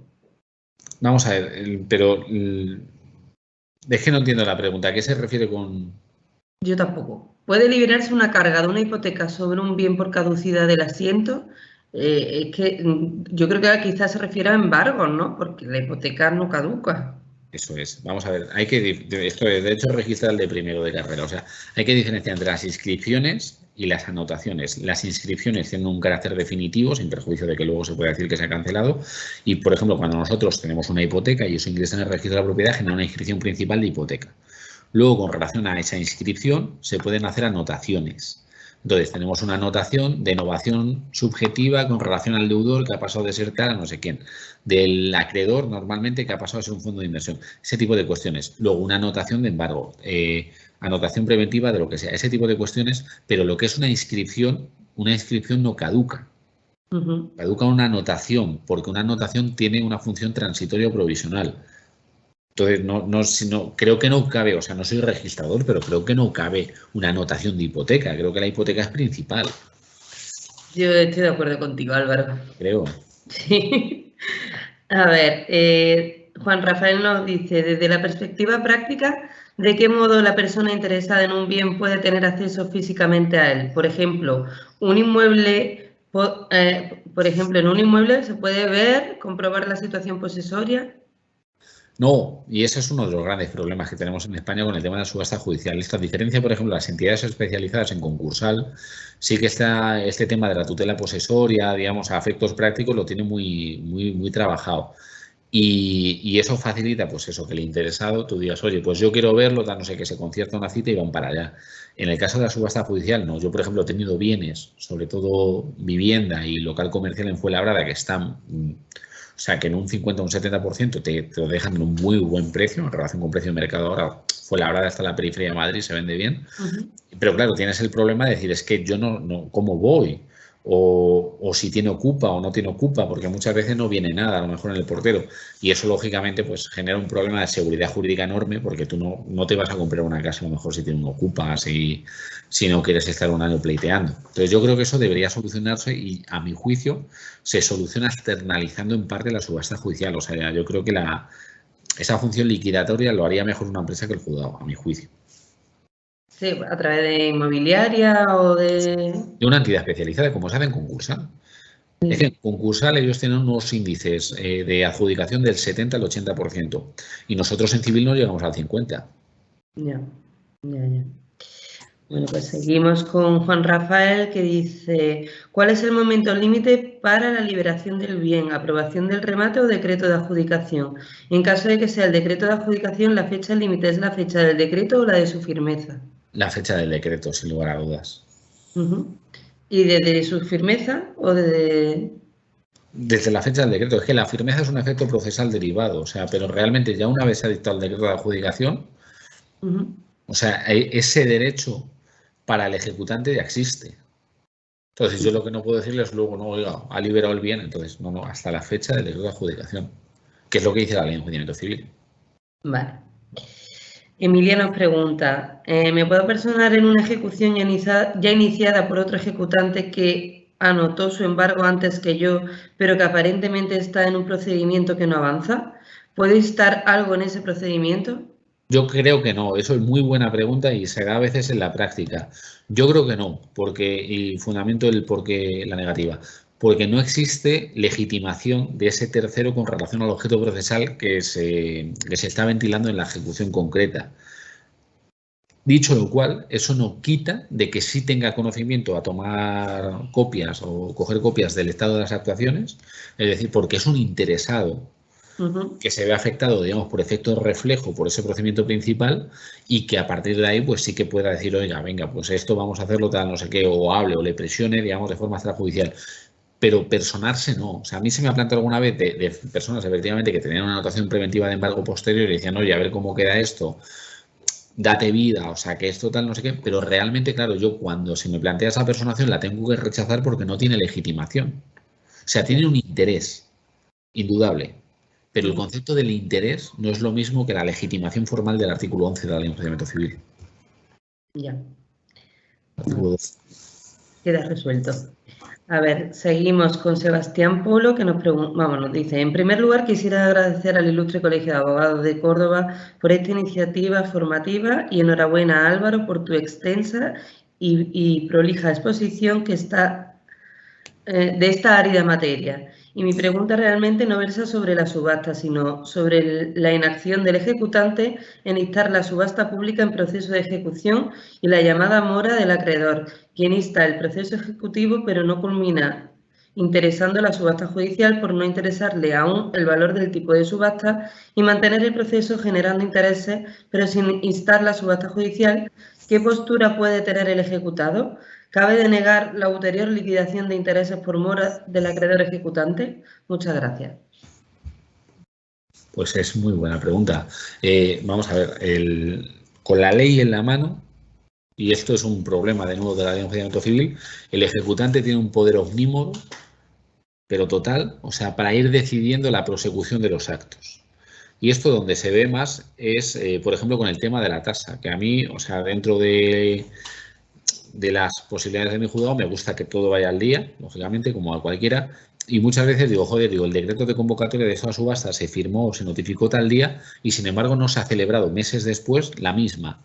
Y eso viene derivado de que el acreedor ejecutante todavía no ha liquidado la tasa por las razones que sean. Entonces, esto a mí me generaba el problema, igual que a la persona que nos ha preguntado, que a Sebastián, de decir hasta qué punto los intereses del 576 son repercutibles al ejecutado cuando la paralización del procedimiento parece ser es imputable al acreedor. Lo que pasa que realmente no existe ningún instrumento jurídico que te permita paliar eso, salvo que luego en el trámite de costa, esto sería muy controvertido, el letrado de la Administración de Justicia modere, por ejemplo, la minuta del abogado, como diciendo, oye, tú estás pasando esto, pero realmente la delimitación del crédito, o sea, te hago una penalización por esa vía. Incluso si nos ponemos, o sea, no sé hasta qué punto cabría la mala fe procesal de 247. Y explico por qué. Y es que no es ninguna tontería esa pregunta, porque hay muchas veces que efectivamente se está a la expectativa de un proceso posterior o de una segunda pericial, pero una segunda pericial que va a pagar ¿quién? Porque la va a pagar el ejecutado, porque luego vas a repercutir en costas. Entonces, yo, o sea, ahora que, por ejemplo, con el proyecto de ley de eficiencia procesal, que se está hablando mucho del concepto del abuso del servicio público de justicia y tal, que esto, ojo, yo lo defiendo, o sea, me parece que es una idea muy buena y que creo que la justicia tiene que servir, o sea, para los problemas de verdad y no muchas veces para pleitos que son obligados por la inactividad de determinadas partes, pero esto, en un plano general, de lo que trae causa es de ese buenismo, y aquí hago una autocrítica, o sea, en tono de mea culpa, de jueces y letrados de la Administración de Justicia en nuestras resoluciones de no apreciar la temeridad o la mala fe. Y hay temeridad y hay mala fe, lo sabemos todos. Lo que pasa... La picardía española. Ya, claro, pero hay mucha, o sea, y eso no lo aplicamos. Y yo creo que no se aplica por un tema de yo pongo mi sentencia, pongo mi decreto y no quiero quedar mal con nadie, que eso es la parte, digamos, de queda bien, ¿no? Que tiene mucho juez y que tiene letra de la Administración de Justicia. Y luego también por comodidad, o sea, porque tú fundamentar una temeridad, una mala fe, lo tienes que hacer en resolución, en párrafo aparte. Y ya sabemos, o sea, que en derecho, bueno, en lo jurídico, en lo judicial no me meto, que ahí van abogados y tal. En lo judicial rige el principio de notoriedad y el principio de comodidad. O sea, todos queremos que sale mucho de nosotros y tenemos un ego que no cabemos en nuestra casa, pero queremos trabajar poco. Y ese es el problema. Entonces, la pregunta es muy buena. No sabría contestarlo porque actualmente, o sea, es verdad que yo creo que procesalmente... Existe esa obligación al ejecutante. Efectivamente. Entonces, como no hay una obligación jurídica que le puedas imponer al ejecutante, él te dirá que él tutela su derecho como legalmente se le permite. Lo que no quita de que efectivamente yo creo que a veces lo que se está haciendo es un abuso de derecho. También institución jurídica del artículo 7 del Código Civil que está ahí, o sea... Hay que ser creativos. O sea, yo lo que le diría a Sebastián, a cualquiera que nos vea, es ustedes lo que tienen que ser es creativos. Luego ya el juez o el compañero les dirá si sí o si no. O sea, pero no hay que ir al guión clásico. Pues sí, intentarlo por lo menos. Desde luego, siempre, o sea, siempre, por supuesto. A ver, seguimos. ¿En qué se diferencian las subastas por concurso de acreedores de lo expuesto? ¿Hay alguna característica diferente? Las subastas judiciales del concurso de acreedores no se diferencian en nada, salvo que tenga alguna condición en el plan de liquidación del administrador concursal, que puede ser, y las extrajudiciales, que son aquellas que en su caso se celebran por entidades especializadas, varían mucho, porque verdaderamente son ellas las que fijan las condiciones de acuerdo con lo que haya dicho el administrador concursal y haya aprobado el juez.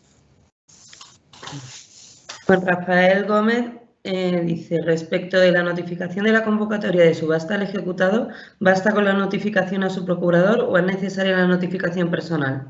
Si tiene procurador, a su procurador. Sí.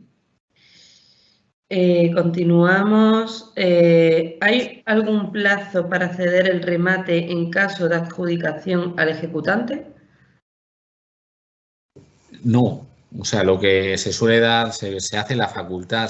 Vamos a ver, la ley de enjuiciamiento civil hace una cosa muy estúpida, que es decir, que se tiene que reservar ese derecho. Y a mí eso me parece una tontería. O sea, porque ¿por qué tengo que decir? O sea, yo me lo reservo, luego veré si lo quiero ejercitar o no. O sea, nunca he entendido muy bien eso, que de hecho ahora en el proyecto de ley de eficiencia procesal se elimina, o sea, esa facultad de ceder. Y luego el problema que tiene la cesión de remate es que tú la pides, pero queda condicionado a que el juzgado te dé fecha. ¿Fecha por qué? Porque se tiene que hacer por comparecencia. ¿Se hace por comparecencia siempre? No. O sea, y aquí voy, o sea, esto es absolutamente ilegal, pero yo lo digo y creo que es un sistema que funciona y nos ahorra muchos trámites a todos. Yo, por ejemplo, en mi juzgado le hacemos la comparecencia electrónica, que es la que ya regula el proyecto de ley de eficiencia procesal. Yo lo intento fundamentar por ahí. ¿Para qué? Para ahorrar trámites a todo el mundo. Entonces, yo lo único que pido es que me identifique la finca, que me identifique los poderes de la gente que interviene como cedente y cesionario, y que se me certifique el precio que se ha pagado, es decir, el cheque. Y si eso electrónicamente se hace con un escrito conjunto de cedente y cesionario al juzgado, a mí me sirve y no necesito citar a nadie. Problema, que las ejecuciones hipotecarias en los juzgados gustan muy poco, muy poco, y el funcionario le da cero prioridad. Entonces, claro, tú has terminado la subasta, vas a ceder el remate, pero hasta que te tramitan el escrito, hasta que te convocan a la comparecencia y hasta que luego se dicta el decreto, ahí ya has perdido mucho tiempo. Ya. A ver, Dice José Luis, da las gracias por una respuesta de alguna pregunta que ha formulado él anteriormente y dice, si es obligatoria la publicación de la certificación, ¿sería objeto de nulidad la subasta en la que no se publique? Yo creo que no, o sea, porque una cosa es que se deba hacer y otra cosa que eso genere indefensión. O sea, yo creo que toda vez que la certificación no deja de ser pública en el registro de la propiedad, indefensión material no genera, lo que no quita de que es una irregularidad procesal. Pero nulidad, yo me lo planteo alguna vez, pero es que el problema muchas veces que tenemos es que no la tenemos, o sea, es que no está digitalizada. Que es lo que te dice la ley que tiene que estar. Vale. Dice, ¿qué le parece el portal subasta del Consejo General de Procuradores? El portal de una entidad especializada como cualquier otra. Vale.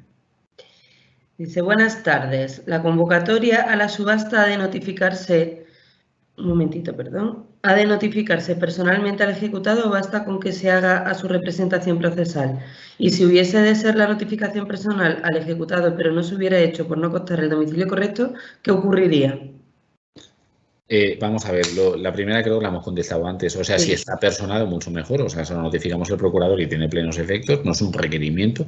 El único acto de comunicación personalísimo es el requerimiento, que es el trámite de respuesta. Luego lo demás, y está el procurador, para eso está el procurador. O sea, para que podamos notificarle y citarle o emplazar a la parte porque ya consta personada. Y en cuanto a la segunda pregunta, que no la... Que si hubiese notificación personal al ejecutado, Sí. ¿qué ocurre si no consta el domicilio correcto? Que vamos al edicto de toda la vida. Cuidado, primero Averiguación, bueno, primero a la averiguación domiciliaria, se intentarán en todos los domicilios, ¿no? Y en el caso de que sea infructuoso, pues eso es. acude a la notificación edictal. A ver... ¿El adjudicatario se convierte en deudor por las cargas anteriores? ¿Tendrían acción los titulares de dichas cargas contra el nuevo propietario? Muchas gracias. Sin lugar a dudas. O sea, la subasta judicial y luego la adjudicación posterior, lo que permite es un procedimiento que a mí me gusta mucho la terminología de la sala primera, que es la limpieza registral, la limpieza de cargas. Pero esas cargas son las posteriores. Las anteriores, lo que se genera es la subrogación. Entonces tú pasas a ocupar la posición que tenía el titular previo y, por tanto, lógicamente, los titulares de esas cargas tienen acción contra ti, por supuesto. Ya quedan solo dos, Álvaro. Nada. Necesitamos más tiempo. Como cuando opositaba. Bueno, pues dice, en el artículo 677 no hay plazo para aprobar el remate. Conozco un caso en el que la mejor postura es de diciembre, mi cliente, y no le han dicho aún que puede pagar el resto, pero parece que se ha liberado por el deudor. No sé si hay plazo para remate, desde luego es un plazo que no se respeta, o sea, en eso estoy seguro, porque yo cuando tomé posesión mi último destino había como por ahí, algunas que llevan 7 meses o por ahí, dije, no pasa nada. No pasa nada, ¿no? Como se pasa siempre en justicia, nos resignamos y nada, pues aquí seguimos esperando todo.